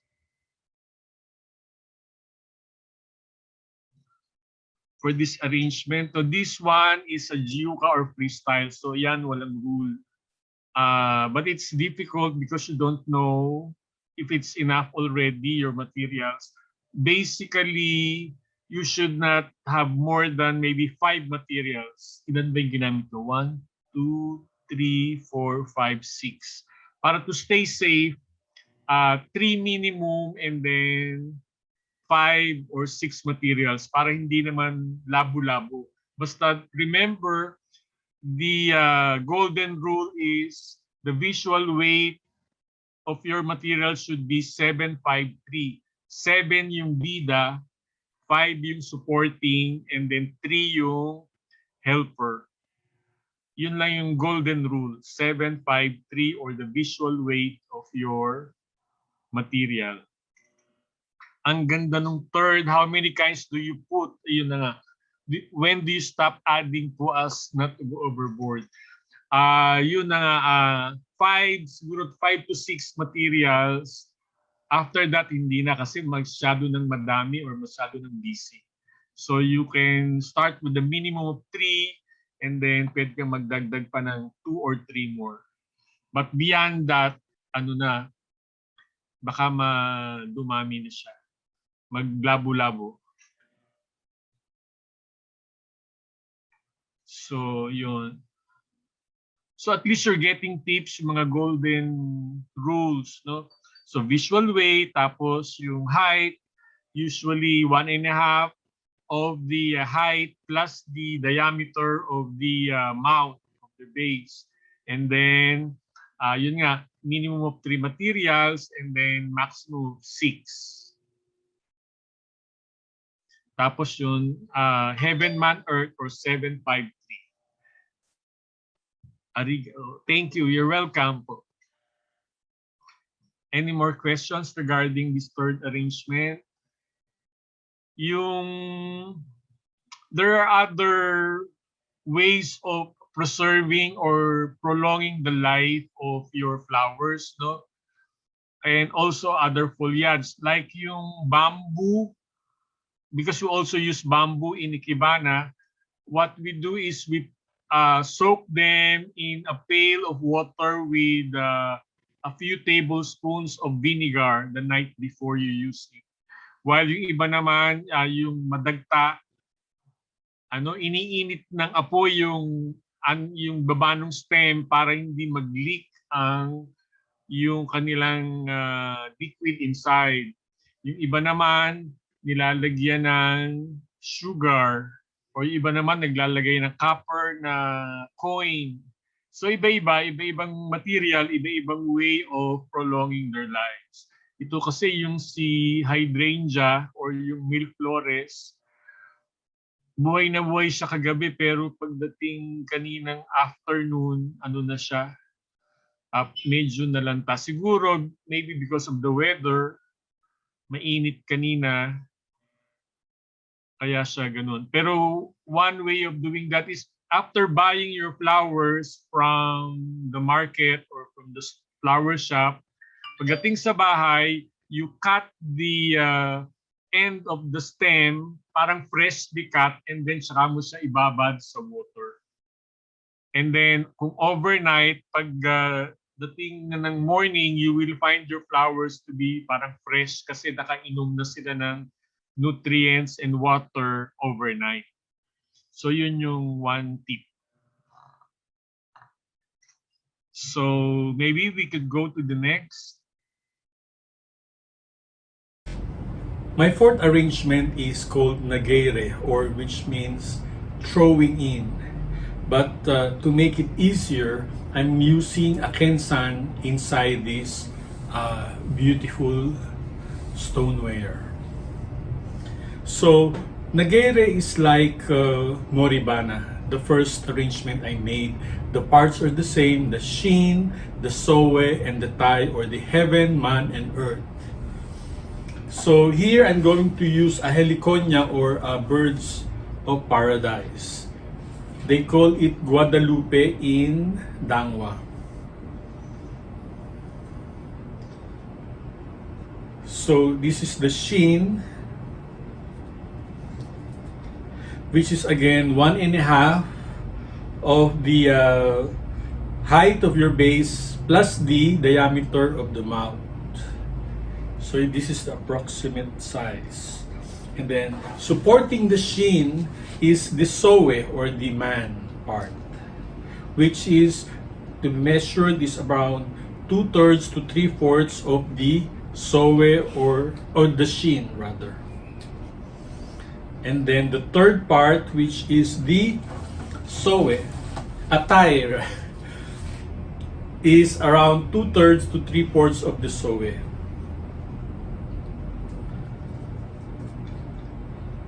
So here is our arrangement. But these are just the main parts. You also need to put some helpers or ashirai to make the arrangement balanced or harmonious. I'm going to use the iris leaves as helpers.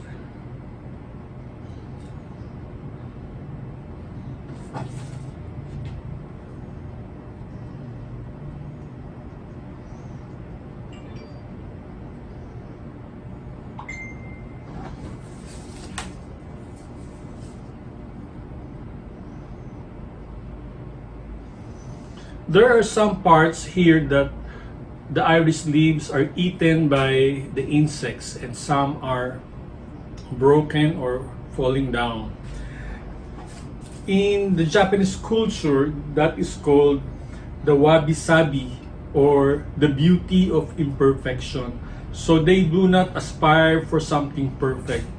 They want things, they know that like life is imperfect and there is beauty in imperfection.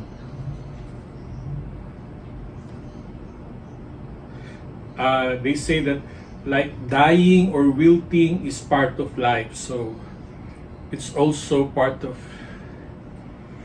the beauty of life.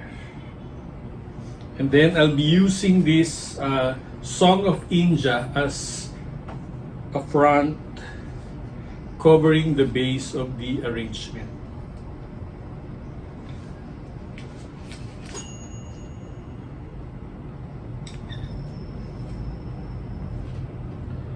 So here is the finished arrangement with the shin, the soe, and the tai, and the rest are ashirais or helpers. Thank you very much. I hope you like it.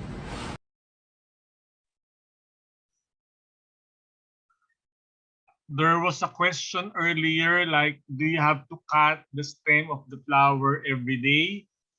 Usually, if you have, not every day, but you have to change water every other day or every 2 days.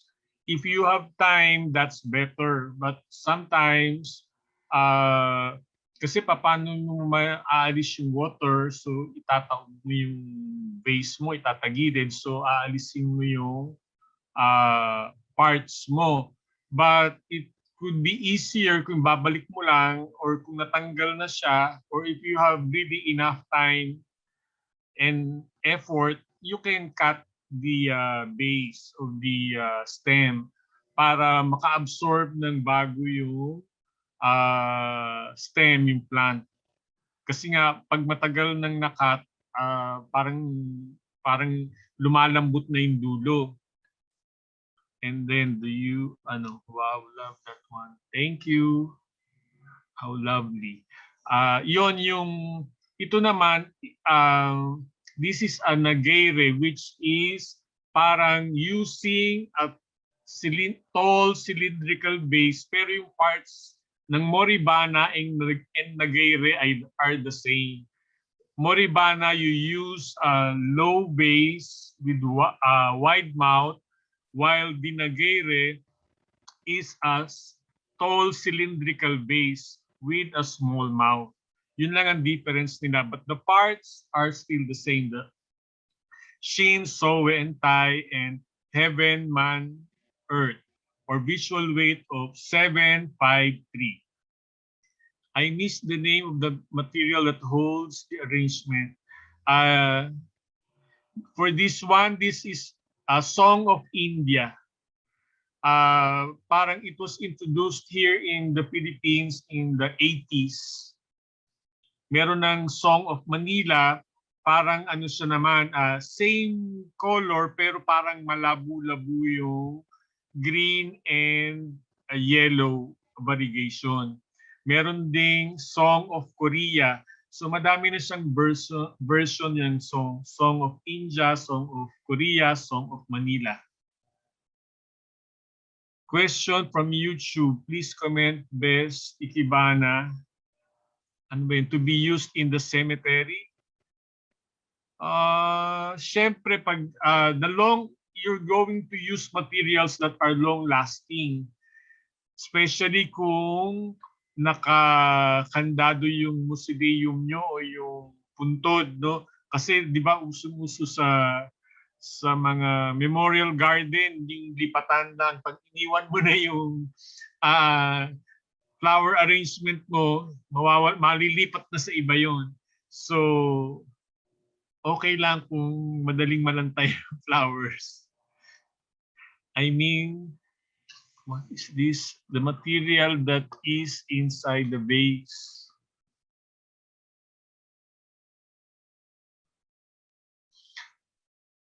Ano kayang material? Another question is, I noticed that while you're arranging from behind, this is to make it easier for the arranger. That's why we use this lazy Susan.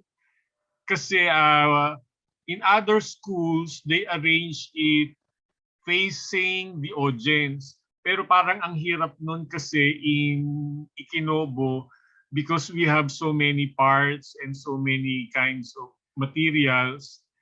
So they use lazy Susan. So una mo nang titingnan nung arranger and then part by part iniikot niya yung lazy Susan para ma-appreciate din nung audience. Kensan po 1,000. O pag Japan surplus, mga 300 o 50 pesos. Swerte-swerte lang din sa Japan surplus. O minsan, 50 pesos lang. Hindi nila alam kung anong gamit nun. Pero pag brand new, made in Taiwan or made in Japan, yun, around 1,000. Pero it's a very good investment. No? Pwede pa yang ipamana sa anak mo, sa apo, kasi hindi siya nasisira unless durugin mo ng metal mallet. Kasi matibay na matibay siya. Where do you buy that? Yun na nga po sa kay Harvest, ang alam ko sa Mega Mall, sa ground floor, sa tapat ng National Bookstore, they have that. Yun lang alam ko sa sa Mega Mall or wherever there is Harvest, because Harvest has branches all over the Philippines na siya.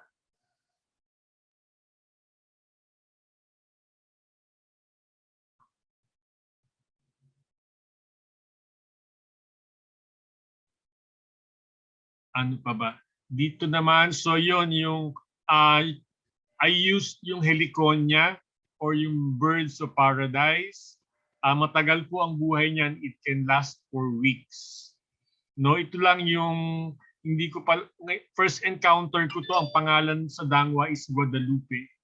So these are heliconias and there is the true birds of paradise. Yun yung strelitzia, may kulay blue and orange yung flowers na yon, yung true birds of paradise.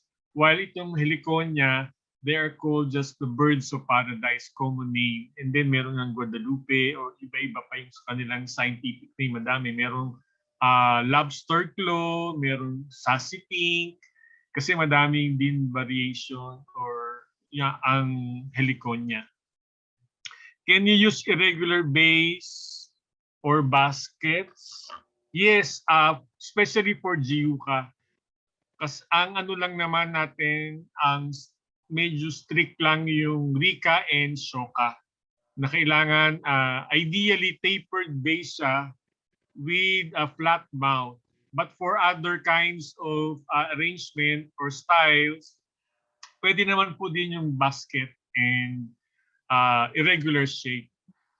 Yun pong nung nauso yung freestyle after the war, ano na yung lumabas na yung maraming iba-ibang shapes ng vases to be used for Ikebana. Ano nga, mas creative kapag ang vase mo ay irregular or mas marami kang magagawang iba pa. Ito ang what I did now and earlier are parang very basic and very conservative. Once you practice more and more and you can really have different expressions, or you can express your creativity depending on the vase or on the material of the flower or the leaves. So, dadami na. Do you have an FB account where we can see your arrangement? Meron pong page lang nung aking FB account. Yun yung Ikinobo Ikebana Central Manila. Ang FB account, yun June Balderrama. Yung baskets din po, it's been widely used even in the 14th, 15th century. Kasi noon basket lang. Tapos nilalagay nila sa bahay, di ba, sa table or doon sa tokonoma. Small and big baskets or minsan nakahang sa poste ng bahay in Japan. So, very usable din. Madami ngayon din baskets sa Japan surplus. Mga antique baskets. Mamaya po sa 6, I'll be using a fruit basket.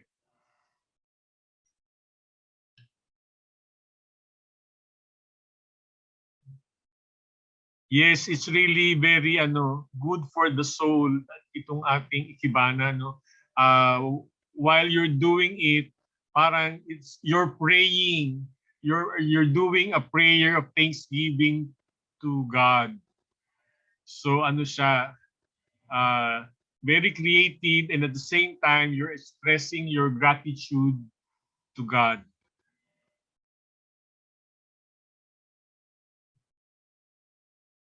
Do you have any more questions regarding this? Okay, maybe we can go to the next arrangement. Once again, hello. My 5th arrangement is called Rika Shimputai, or the modern Rika. Rika is the arrangement which dates back a couple of 100 years ago. It was the first arrangement that were documented or made into a manuscript in 1462. So this modern Rika is almost the same, so traditional, but it's freer. You can have so many parts as much as you like, while the old or the traditional Rika has certain number, 9 main parts, and you can put more as you rise. So here, because it's difficult to control the shapes of these leaves, so I placed them already, so we won't take much time. So in the Rika, there is this bud of a flower, which is usually placed at the center.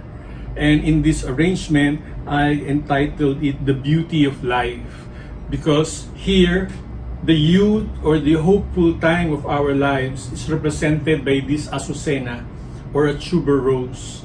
These are buds, so this represents the youth, our youth. While this shield, it's a very famous in plant today. It's usually colored green, but here you can see yellow and it's wilting and drying. But as you know, in Japanese culture, we have this wabi-sabi, or the beauty of imperfection. So it's also like life. It's philosophical that life is not perfect, it is imperfect, but you have to embrace the beauty of this imperfection so as to make your life happy. You have to appreciate the imperfection. Even for the Japanese, when they break bowl. So they fix it, glue it, and then put gold in the cracks. So it adds beauty. So there's beauty in an imperfect bowl, a cracked bowl. So same thing in life. You have to appreciate and embrace your imperfections so as for you to feel happiness in life. So here we have this Azucena as the Shoshin, and then here's another Anturion leaf. This kind of leaf, the Anturion leaves, can last for 3 weeks to 2 months in your vase. So it's nice to use. So we have the youth or the young part and the old part. So we're now going to put the peak of our lives represented by your sunflower.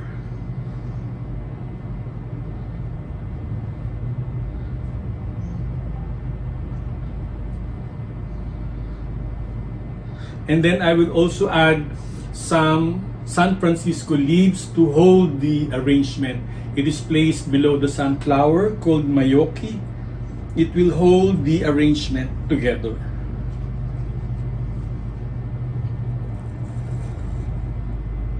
So you see, we have yellows and greens in our arrangement.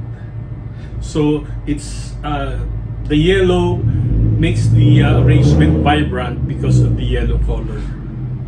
So aside from these plants, I'm also going to put these palmera leaves to give depth in our arrangement.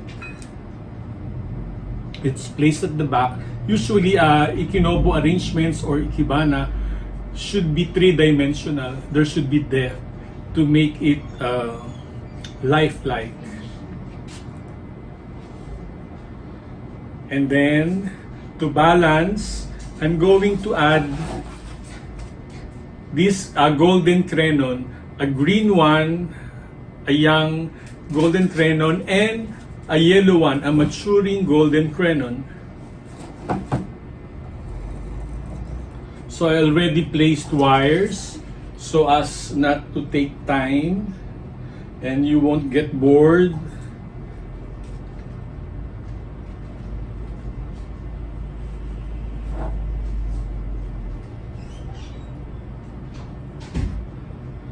This golden crenon, yellow one, would balance the yellowing shield.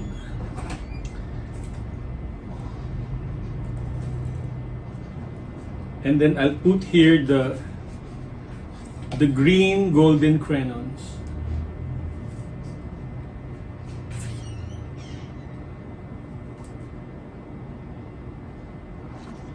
And then I'll be placing this also pandan, a variegated pandan with yellow and green color to balance. And then for the finale would also be this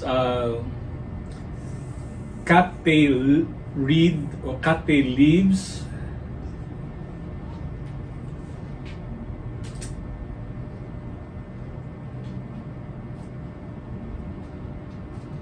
Inside there is kensan to hold our foliage.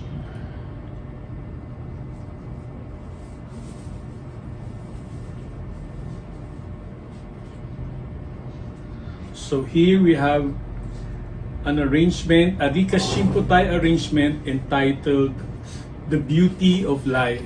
So from a young and hopeful flowering bud, then going to your peak in your life, and then in your mature stage of life, there's still beauty in our lives. That's a Rika Shimputai. I hope you liked it.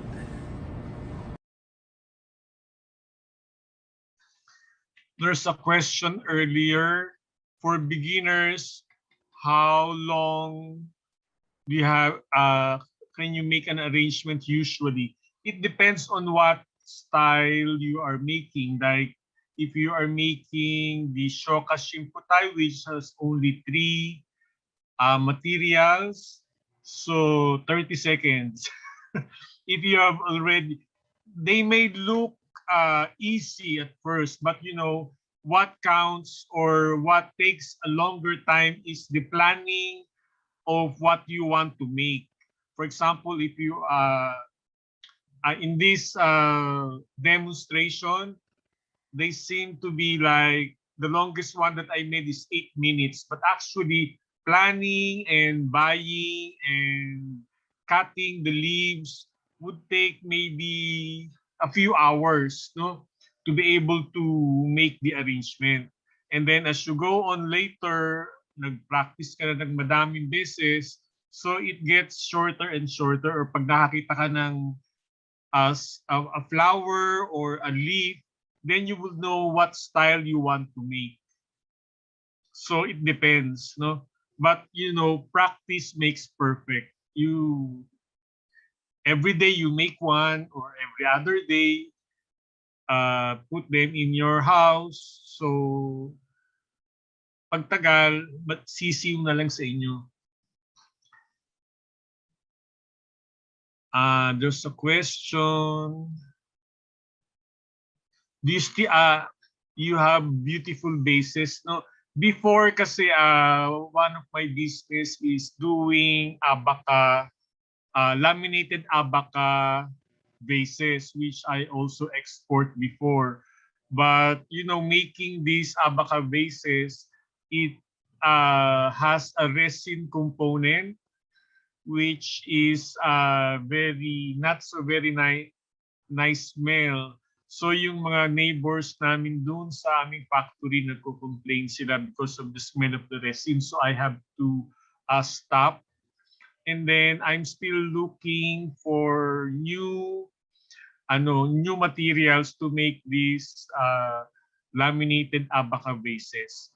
I've heard they're developing um, non-odor resin, pero hindi ko pa siya nagamit. Kasi baka mahal kasi walang amoy daw. And I've met one businessman who used this kind of resin in the air conditioning panels, or para yung mga tubes, they use resin to seal yung dinadaanan ng cold air. But I haven't tried it yet. As of now, what I'm just getting or subcontracting resin bases for my coming collection of dried flowers with resin bases. We're coming out with an online store of Filipino goods. It's called feelgoods.ph. Maybe we will launch it in December 1. So if you are interested to see Filipino-made goods, furniture, home decor, Christmas decor, or food, try to visit feelgoods.ph. And while it's an online store, nag-advertise na, no? Pwede ba yun? We also have this physical store, a brick and mortar store at the 1 Bonifacio High Street Mall. It's on the same building with the Philippine Stock Exchange and beside Shangri-La the Fort. We're still working on it, and I hope when we open our online store and physical store, you can see Filipino goods. We're not competing with Shopee or Lazada because what you can find there are all goods which are made in China. Here in our store, we're promoting or selling our very own Filipino goods. And then, kay Doktora, Panotes, I didn't realize that Ikebana is so philosophical and spiritual. What an awesome presentation. Thank you po. Yes, it's it looks like it's very simple or easy to do, but actually it's there's more deeper things in doing the ikebana. It's more of, it's not a leisurely hobby. It's more of a prayer of thanksgiving. So it started as a prayer of thanks, or offering of thanksgiving. So it's like a prayer. So even in the present times, people don't realize that it's actually a prayer of gratitude to the Lord, which is during this pandemic times, di ba? Bagay na bagay. We really have to go back and say thank you to the Lord. So, finlash na yung next picture. So, we go to the next demonstration. My sixth and last arrangement is called Yushin or Light Heart because this is an arrangement for children. So you need some floral foam and cut it into different shapes, and then we put different kinds of flowers to form the shape of a dog, of a bear, of a cat, of a rabbit, and it usually would take some time. So now I already placed some flowers in it. So I hope you don't laugh about my dog. This is my dog. So here you have different moms or chrysanthemums, and then I place an eye, and then a nose. You can use anything, seeds or the eyes of teddy bears that you can buy in the Divisoria or in the market where they supply things for making toys. And so first you have to do the cutting of the floral foam, but you have to wet first the floral foam so that the flowers would last for a longer time, because the water inside the floral foam will be absorbed by the flowers. So here, and to make the arrangement 3D or three-dimensional, you need to also put some cover in the back. It doesn't have to be the same flowers, but you can use this Song of India.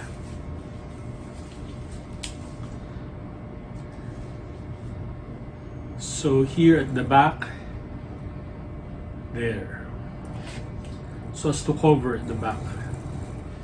And then also the sides, to make your arrangement more abundant looking, you can put different kinds of leaves or different kinds of flowers, but it depends on what you have, or what you have in your garden, or what you have bought in the market.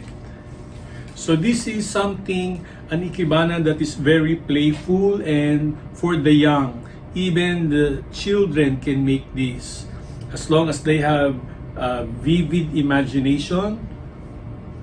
They can make this Yushin or the light heart ikebana. So there it is, the dog, my dog, Bruno. Thank you very much, and I hope you liked my 6 arrangements and you've learned something that so that you can do it on your own. You should start in a simple arrangement first, and then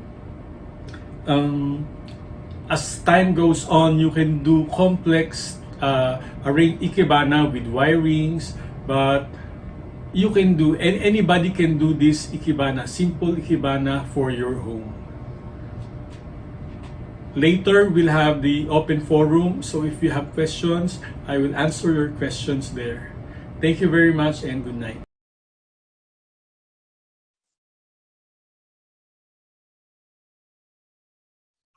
Thank you dun sa nag-comment. Cute daw ng dog. It's, I was in a rush and I couldn't find where to buy the teddy bear eyes. So I just made do with this It's a sticker for the sa ilalim ng table or sa paa ng table. And pwede na rin at least mukhang dog. But there are some even simpler uh, using that you can do. Some make a courting fish or courting bird. I thought this was easier to make this dog or rabbit, pero hindi din pala. There was a question earlier of what kind of wires do I use. Usually, there's this thing called floral wire. Manipis siya ng wire. There are different gauges, no? Gauge 30 to gauge 8 that you can buy in Divisoria. And then meron na siyang green na tape na cover. That is for the outside, or pwede mo rin siyang after putting wires, you put wires so you can bend the stems of your flowers or leaves. But you can also use yung pag malaki na, you can also use the aluminum wire for bonsai. I used to do bonsai also before, so I have a lot of supply of these aluminum wires. So malambot siya, kahit kamayin mo lang na gano'n, kahit bata, mababaluktot yung wires. So in using this, the stem can follow the shape or the curve that you want them to go into. And then, what else? What's the name of the store? Kailan po mag-open? O yan, may online store siya yun. feelgoods.ph. FILGOODS.ph. December 1 po ang aming soft launch. Kasi ngayon ginagawa pa yung physical store. Ano po yung Feel Goods F? Letter F po. Filipino Goods. FILGOODS. Do you conduct face-to-face actual class? Before the pandemic, we usually hold face-to-face at the Quezon Memorial Circle and at the one in Makati. Ano na nga, nakalimutan ko na yung name. And then Sunshine Place. And then since pandemic, so we started shifting sa Zoom. But later on, pag okay na ang ating new normal and we can freely go outside, of course, it's better to have a face-to-face and actual workshop. Can I use tall wine bottles? Yes, any container for your vase is okay. Is it really acceptable to use plastic materials in Ikebana, as mentioned earlier? Yes, there's a different school. It's Sogetsu School. It's an avant-garde Ikebana school. They use different kind of materials mixing in their Ikebana arrangement. For example, ano yung plastic? Yung plastic hose na kulay see-through or kulay green or orange, parang accessory yun sa arrangement nila.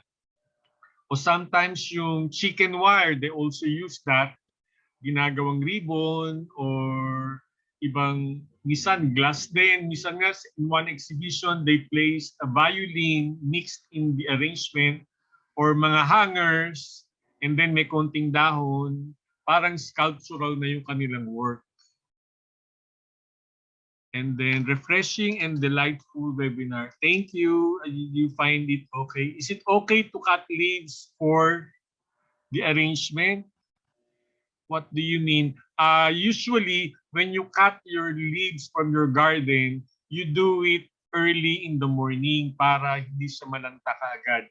When you cut at around 9 a.m., 10 a.m., malalanta siya kaagad kasi mainit yung environment. Yung cutting ng leaves, okay din yon sa freestyle, sa jiuka. Pero sa shoka, kasi ano respecting the natural growth of the plant. So ano lang, himas-himas lang, massage para mag-follow sa gusto mong curve. But in Rika, where you can use wires, you can also cut the leaves. So it depends on the style. For Jiyuka, yung iba nga binabaliktad nila yung yung bulaklak. Kasi it's a freestyle na yung Jiyuka, di ba? So you have freedom to do whatever you want with your materials. And then, is Dangwa the place to buy for flowers and yes, assorted foliage? Yes, Dangwa is cheap, but you have to buy by the dozen. So if you only need 1 or 2 or 3 flowers, it's okay to buy in the nearest flower market or flower shop. For example, we live in Pasig, and market there are flower shops. Medyo mahal siya, but you can buy 1 or 2 or 3. Unlike in Dangwa, you have to go there, and traffic, madaming tao, yung social distancing problem, and then you have to buy by the dozen, yun yung, or half dozen. Depende. Usually, like for example, anthuriums or other cut flowers, by the dozen ang bibilin. So, mapapamahal ka din kasi madami ka namang binili instead of getting 1. So you have to decide which one would be, kung saan magiging economical to buy it, dyan lang sa malapit, tapos walang traffic, or going to an area which is with heavy traffic, pero madami ka naman, or madami naman na kailangan mong bilhin. So you have to gauge. Is an all-leaf arrangement acceptable? Yes. So, ano na yan, even before, kasi di ba you want to make an arrangement that is beautiful and harmonized, and then there are leaves which has beautiful colors and beautiful textures. Yun yung magiging main character ng inyong arrangement. And for example, is during Holy Week or the Lenten season, bawal din yung bulaklak sa simbahan. So what they do is all leaves din ang ginagawa. So ganun din naman tayo. There are other Ikebana artists who specializes on all leaves lang, and then they can make beautiful arrangement just using leaves.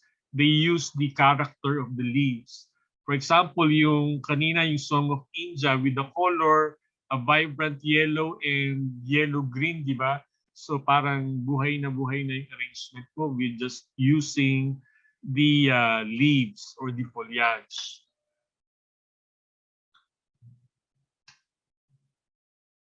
What else? Question. Are there books, e-books that can recommend as reference or we can learn from? Oh, ang dami po niyan. Sa minsan sa book sale, madami din. Kaya lang ngayon uso na yung e-book. Yung konti na lang nagpa-publish ng mga DIY na books. But it's really good if you can have some kind of a reference. But in our Zoom meetings or in our workshop, even before, in every meeting, there's a workshop, and then you get lectures and you get to learn one style, and then you can actually do it then sa workshop. But you're still waiting for that time when pwede na yung face-to-face. Siguro soon, malapit na, no?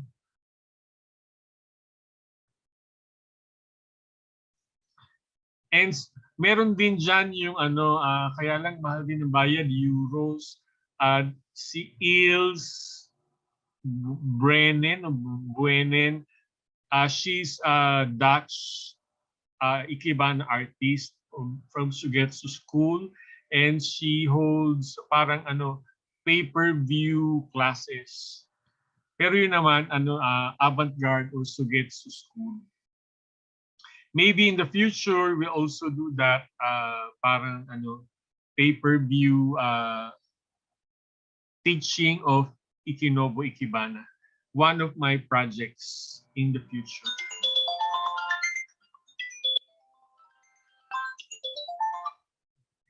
So, ano pa kaya? Do you have any thanks for the enlightening? Thank you din. Refreshing the eyes and the soul. Yes, yun po. Ikebana is really a prayer of gratitude.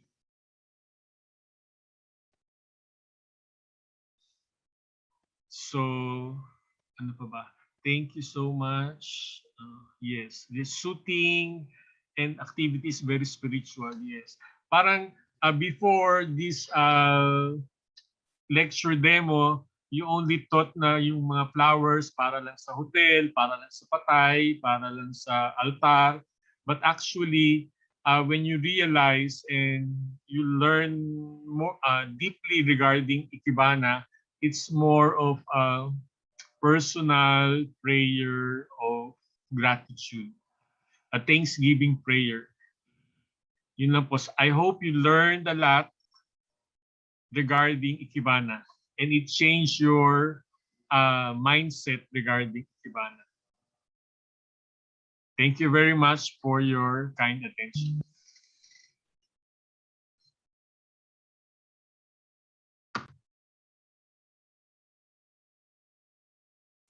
Thank you very much, Dr. Romeo and Dr.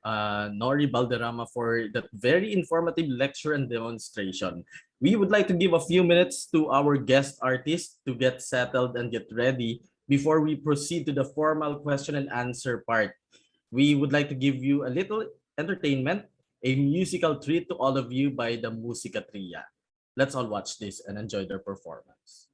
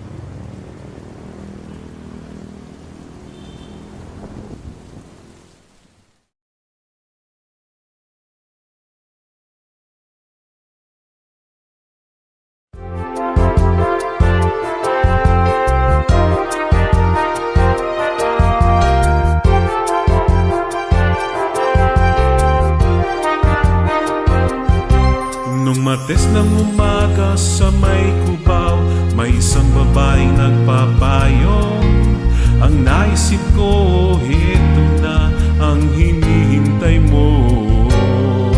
Narinig mo yatang sabi ko, at biglang sabi mo'y mukhang uulan. May lugar pa rito, sige, sukob na. Sa diyabang swerte-swerte lang pag umuulan. Noon pa lang ako nabutan ng swerteng ganon. Hawak ko ikaw at ang payo mo, at kahit ulan ay tumilang bigla. May nangyari ng hiwaga. May kung anong naumpisahan nang ako'y iyong payungan. May ngiti sa iyong mga mata, isip ko'y ginising mo. Nilusong natin kahit baha, natalos kong ikaw pala ang babaeng napapangarap ko noon pa. Sa diyabang swerte-swerte lang pag umuulan. Noon pa lang ako nabutan ng swerteng ganon. Hawak ko ikaw at ang payo mo, at kahit ulan ay tumilang bigla. May nangyari na hiwaga. Sa diyabang swerte-swerte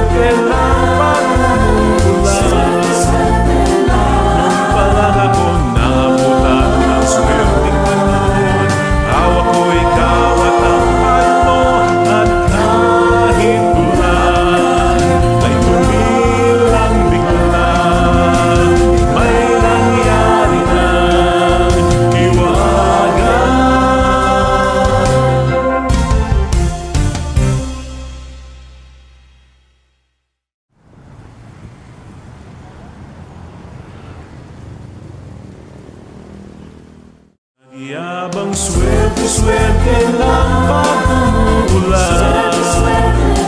Noon pa lang ako nabutan ng swerteng ganon. Hawak ko ikaw at ang payo mo, at kahit ulan ay tumilang bigla. May nangyari ng hiwaga. So there you have it, music from Musika Tria, that's Suerte Suerte Lang. And that was part of the Serenades for Mental Health na production that happened last year. Okay, so let's have our speakers, our Ikebana professors back with us for the formal question and answer. Actually, kanina pa tayo nagkakaroon ng open forum. But you might have more questions that we can address this time, and we have with us Dr. Norieta Calma-Balderrama as well to answer your questions dun sa kanyang lecture kanina. So let's have both of them with us right now. While waiting for them, to our participants, we have a certificate for this event, and it's credited with 2 CPD units. Okay? And paano makukuha yung certificates? You have to answer the post or the evaluation form later on. We will be sharing the link to that evaluation form. All right, so we have our Ikebana professors now. Please welcome Dr. Norieta Balderrama and Dr. June Balderrama. Hello po. Ayan. Hello. Okay. Doctor, let's jumpstart this question muna with a question from Dr. Rhea Concepcion. How did you both get acquainted about Ikebana? Well, I started when I had my fellowship in Japan. So since I stayed there for 2 years, I had some workshop. But when I came back to the Philippines, I started my business, my export business. Mhm. And then I'm doing laminated abaca vases. And they're all decorative. And then I said to myself, why not make them functional, no? The one where you can put real flowers inside the vase. And then, so that's when I started studying about Ikebana, Ikinobo Ikebana, kay Mr. Metilia. Siya nun yung teacher sa Ikinobo Ikebana Society of Manila. So that's where it started. And then, nung nandun ako sa Ikinobo Ikebana Society, and then yun recruit ko naman si Nori to learn about Ikebana. Yeah, so I was just on the side. Sometimes I would join. And then later on, I got interested also and found the importance of doing it. Okay, before we proceed, just a trivia sa lahat ng mga participants. I nearly forgot it, pero naalala ko na. Just a trivia, alam nyo ba na yung logo ng Philippine Society for Child and Adolescent Psychiatry was conceptualized by Dr. June Balderrama. Doctor, can you just explain a bit kung bakit ganito yung logo ng Peace Cup?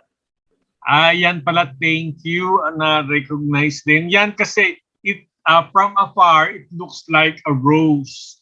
But sa taas ng rose, yung petals ay merong bata and merong mother and father. So yun, since the name of the Association of Philippine Society for Child and Adolescent Psychiatry, no? So parang pinaka-center ng logo is the child. So andun siya supported by the mother and father. So blooming, growing, and blooming yung association nila. So yun lang yung naalala ko. It was 1993, 1992 siguro yan. So ilang years na? 20 years. Wow. Thank you for... Ang ganda nga ng logo, Dr. In addition to that, Doctor, you also participate in mga exhibition international, no? You participated in the spring exhibition of the Ikebana International Moscow chapter And soon, next month, you will also participate in the winter exhibition of the Ikebana International Moscow chapter. Tell us a little bit about this event.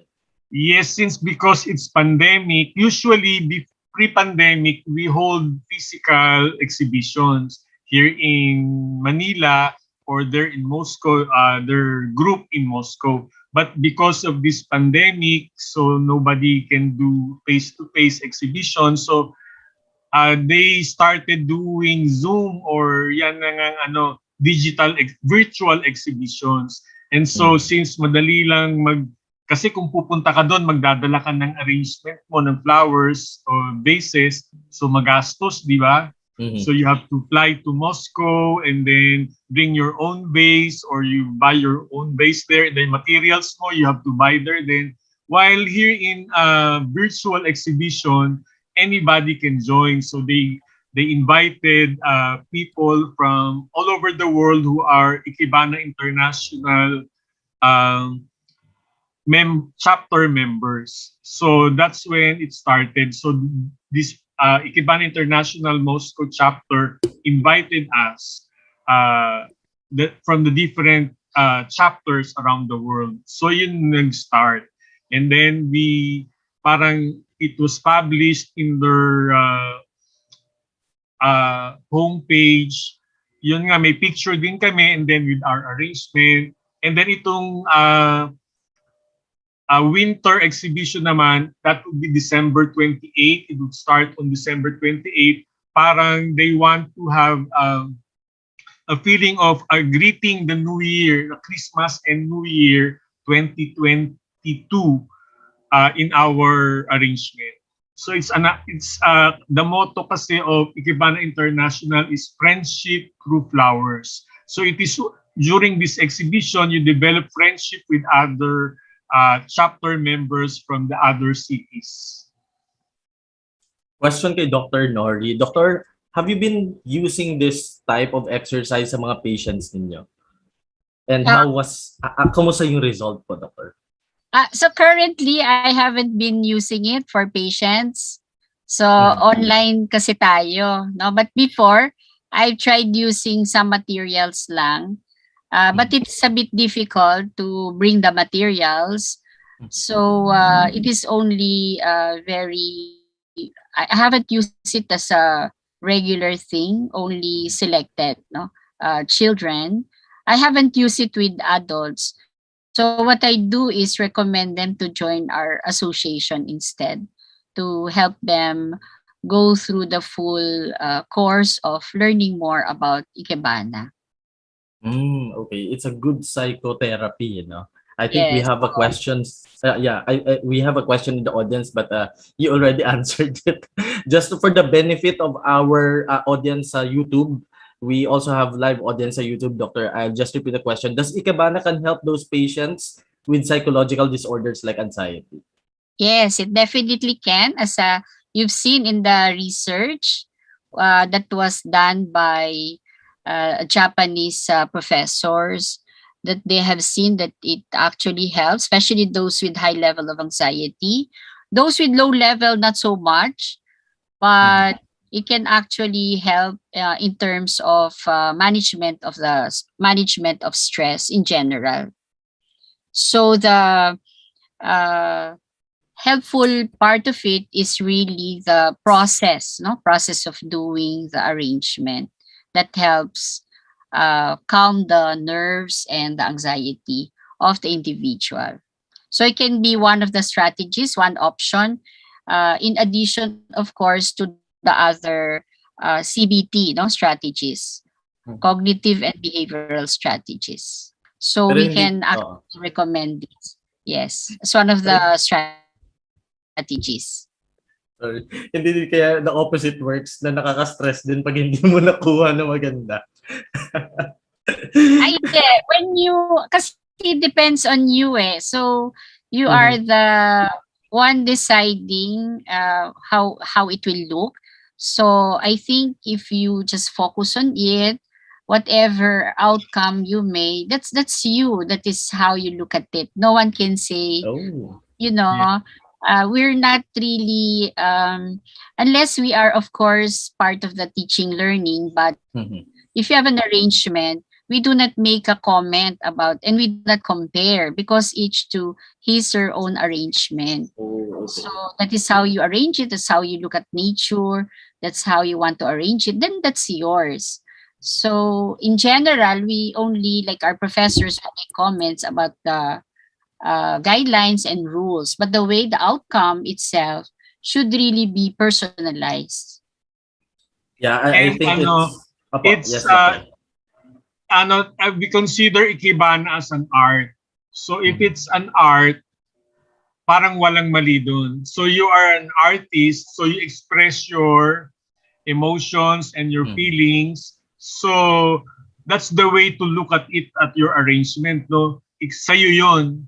And then what the other people can do is they would say there's a better way or my own version of doing it. Pero yung work mo, gawa mo yon, walang mali kasi gawa mo yun. At ikaw yun ang gusto mong i-convey na feeling. Tsaka kaya walang competition in Ikebana, kaya friendship through flowers. Nice. So, I think, Doctor, so that would walang mali. also, yeah, I think that would also reinforce yung sinabi niyo kanina that there's a beauty in imperfection. Imperfection. Yes. Galing. Quote for the day. Yeah, quote for the day. There's beauty in imperfection. We have a question from our YouTube audience from Dr. Annabel Reyes. Can you use Ikebana in landscaping, a part of a garden? Ano naman, kasi ang Ikebana, it's fleeting art kasi nga wala siyang roots di ba? You cut them and then you put them in water. So, temporary lang siya. You can put them in your landscape, pero parang accessory lang siya or kasi in a matter of several days, malalanta din siya. So, hindi siya, so it's better to plant na lang the plant kung saan mo kinuha yung material mo, so it will be there forever. So doon naman, yung parang pwede naman doon yung bonsai, di ba? It's also a living art. So pag tinanim mo siya sa paso, it's a tree in a pot. So pwede mo siyang gamitin din sa landscape. Pero itong Ikebana, it's more of indoors. Okay, so Dr. Reyes, I hope that answers your question. From Dr. Ana Josefina Vasquez and Vino, sabi niya, beauty is in the eye of the beholder. Yan. Yes, it's very quote of the day. Okay, so here's another question. What is the difference between Ikebana and flower arrangement? That's from Dr. Rhea Concepcion. Kasi, when you say flower arrangement, it's a general statement. When you say Ikebana, it is the Oriental way of flower arrangement. So there's this Oriental way and the Western way, di ba? Ang Oriental way is less is more, di ba? Yung even the spaces in between the flowers or the stems, they give account. They give meaning to the space. While in the Western flower arrangement, punong-puno yan, di ba? It's a sign of abundance. Wala ka nang makitang space kasi punong-puno ng flowers. Then may nag-drip pa sa baba. Mas yun ang difference ng Western and Oriental. Ikebana and when you say flower arrangement, it's general. And then pagka mahahati mo siya sa dalawa, Oriental, na Ikebana, and then yung Western na yung punong-puno na flower arrangement. Doctor, we still have room for, I think, 2 to 3 more questions before we end. Here's a question from Dr. Vanessa Kathleen Kainghub. Do you envision how the final look of the arrangement when you gather the materials or flowers? Yes. For example, we have an exhibition, and then you start thinking, what do you want to express or what do you want to show? So you plan and you select your materials. But when you're doing it for yourself or for the altar or for just for the home, it depends on the availability of materials that you have. So even if you have envisioned that you would like to have this kind of arrangement, but you don't have the materials, so you look for other kind of parang supplement or kung anong pwede. It depends din sa purpose nga. Kung if you want it for an exhibition, so you're going to look for your materials because that's what you want to the other people to see. But while if you want it for your personal use, kung ano lang yung available doon sa surroundings mo, and you get to make an Ikebana arrangement just from that. So it depends on the purpose. Okay. Okay. So Yes, for me naman, when I go to the garden, I look at the plants and then I envision in my mind what the arrangement will be. And usually it's like instinct. There are plants that you like more compared to the others. So I choose and then put them together. So I have an idea that this is what I want. And then when I make the arrangement, sometimes I don't need some, and then sometimes I need another plant. No, so that's how I do it. So it's really about how I feel for that day and what excites me when I see this certain plant compared to this certain plant. On another day, that plant I didn't see as effective for that arrangement will be the one that I'm going to choose. So I guess it's really for that day, your mood and what you want to arrange and how you want it to look like will determine what type of plants you're going to buy or to choose, no, if it were your garden. Yeah. So paiba-iba, no? It's really how at one time you look at the life of the plant. You want to emphasize the relationship between this and this, or you want the curve, or like for example, it gives you that kind of spark that when you see it, it actually excites you. So yung mga ganoon, no? That is how you choose the material. sabi nga ni Dr. Rhea Concepcion, sabi niya, I'm amazed that every Ikebana arrangement tells a story. A Yeah. question, oo. From Dr. Japet Fernandez de Leon, sabi niya, what kind of arrangement is suitable if you are using leaves only? Yan naman, there's one traditional, yung shoka shofutai or the traditional shoka. There's this part, the one material, no, you can use only leaves for that. So dahon yon, traditional yon. But in freestyle or jiyuka, you can do anything then. So dalawa yung choice mo, the traditional and the modern. Dr. Nori, any thoughts? Yes. Yes, no. So basically, we were taught, no, that for example, if you feel, no, that you are going to arrange certain arrangements with just one material, that's also allowed. So it can be one material, can be one flower, for example, and then have the material arranged as such. Now with leaves, the same thing, I think. So there are just certain arrangements, as what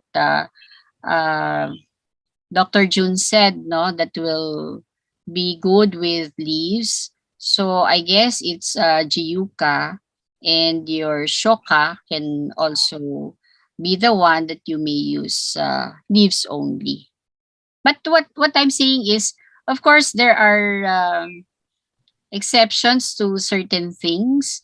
So if you feel for that day you want to arrange it, and then you can modify, no, accordingly. So for me, it's not very strict when it is personal, no. So whatever suits your using the guidelines, I think you can use leaves only, no. But of course, the thing is when others will look at your arrangement, no, then they will wonder, no, with your arrangement. Then you can just explain what it is.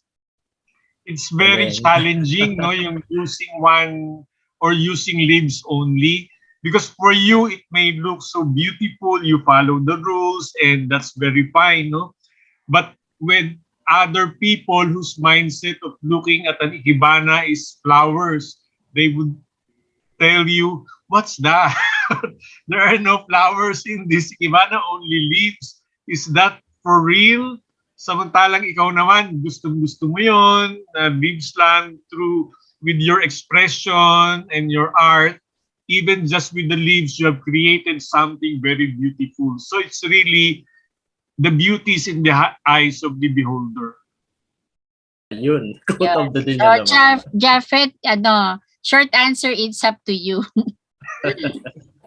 All right, so this is my last question. Let's look at the 6 photos again, Doctor. From the 6 types that you've shown earlier, ano yung ma-recommend mo dito para sa mga newbies or mga beginners? Di yung shoka shimputai is there are only 3 kinds or 3 parts, the shu and the yo, or the bida and the supporting and the helper, yung extra.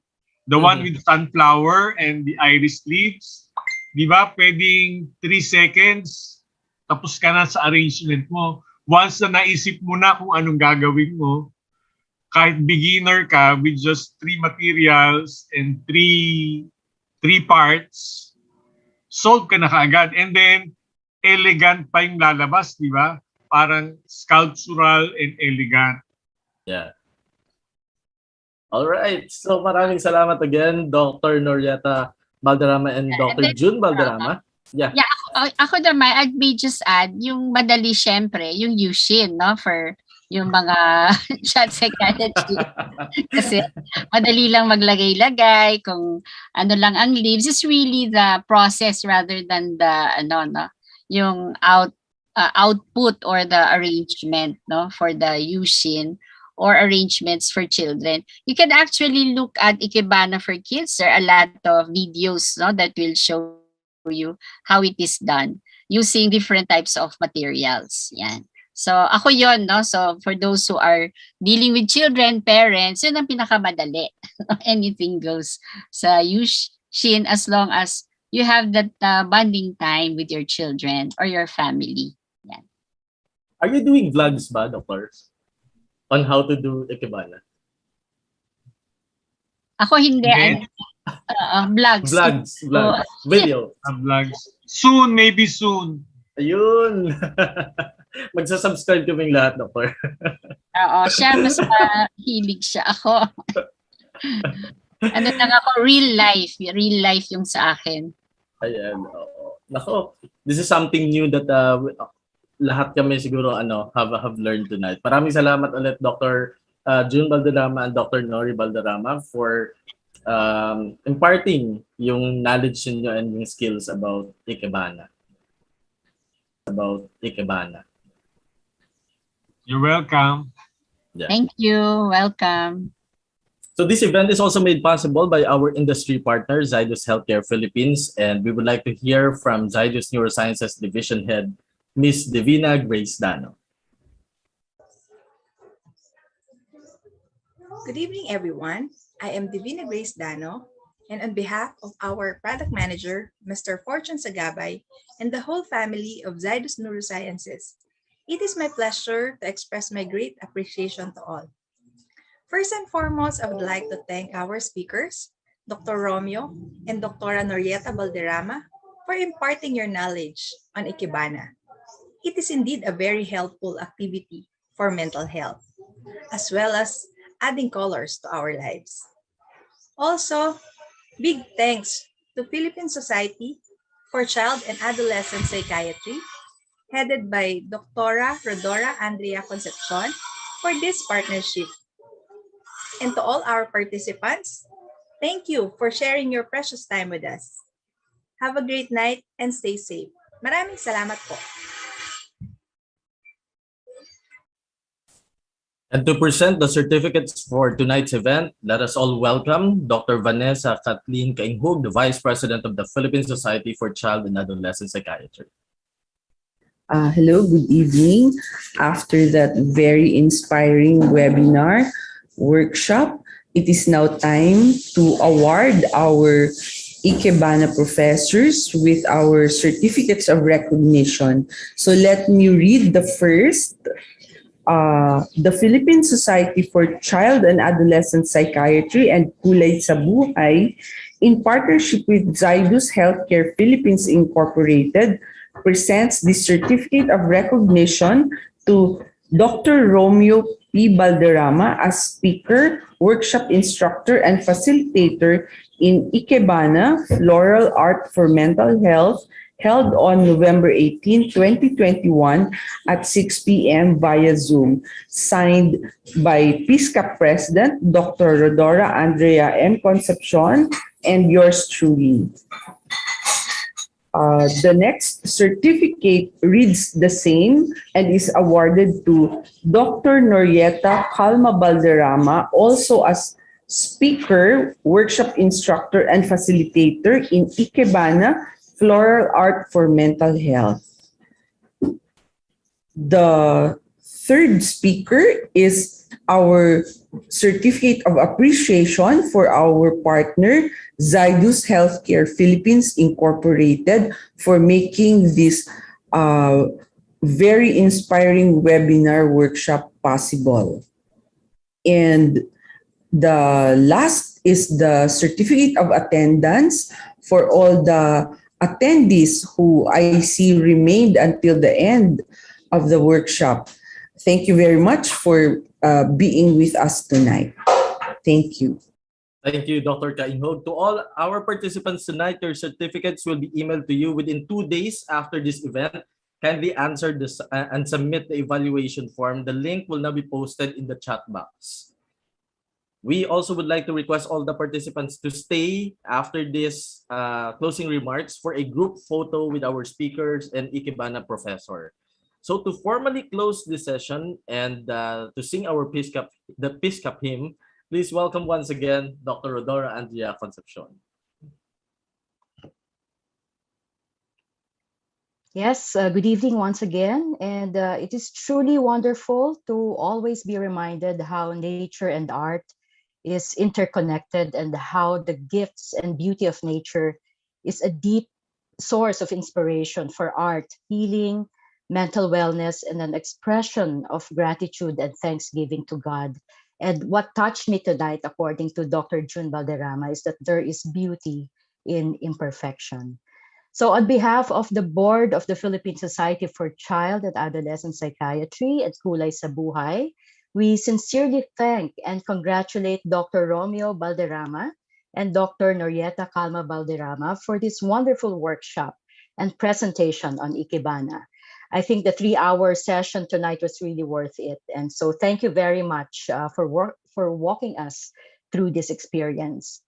I hope this Ikebana activity helped further bring out our appreciation and love for the gifts and beauty of nature and giving respect and value to our environment and surroundings, something we can always turn to for personal reflection and inner peace.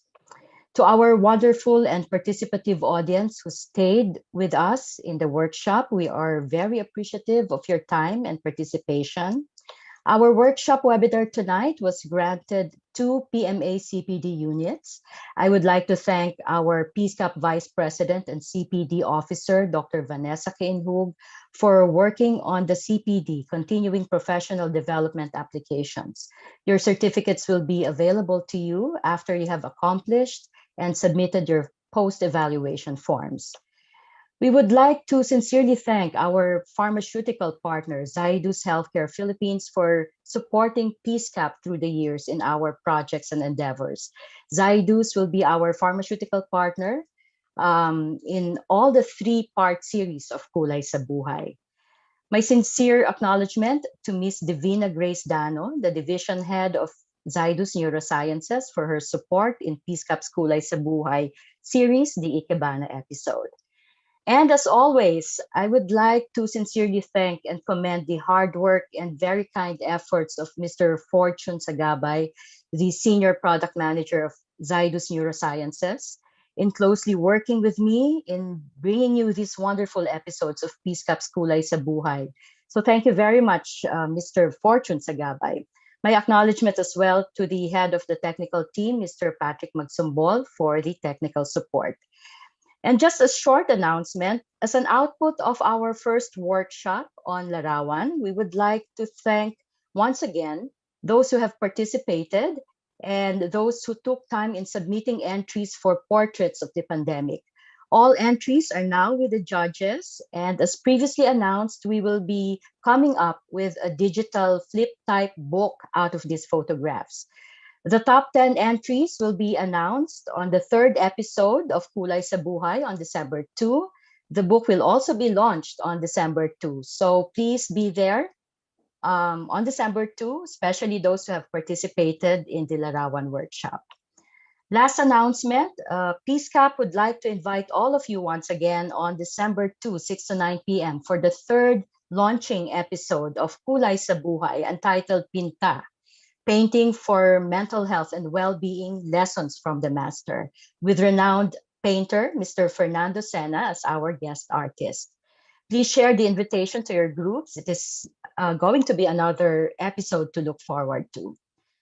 At bilang panghuli, para sa ating lahat, tungo sa kalunsugan ng ating damdamin at isipan sa mga sitwasyon ng buhay na ating pinagdaraanan, huwag nating kalimutang magbigay kulay sa ating buhay. Magandang gabi po sa inyong lahat.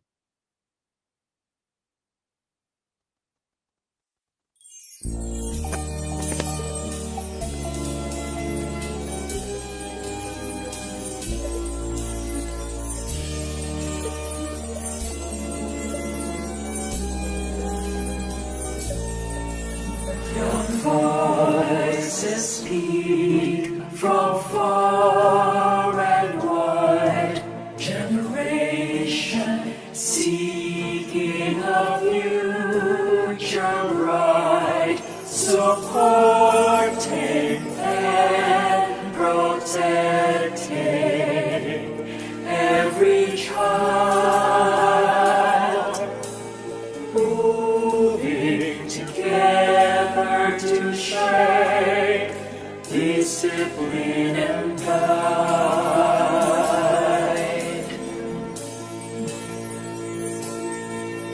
to listen when they're speaking, hear when great minds are debating, believing these are the future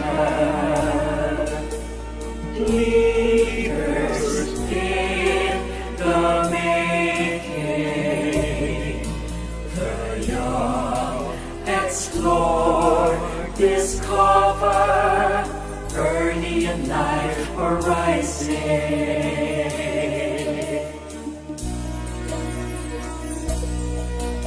When pain in every wound seeks healing, our child's most precious life we touch, we're saving resilience when families and children battle suffering. Is every nation's strength and wealth for winning,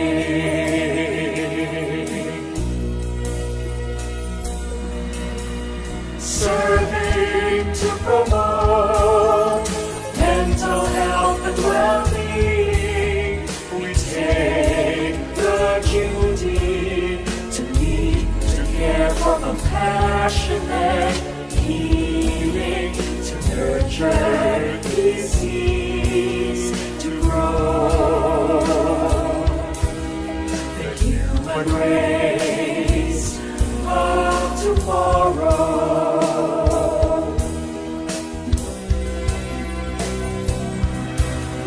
Serving to promote mental health and well-being, we take the duty to lead, to care for compassionate healing, to the charity cease to go.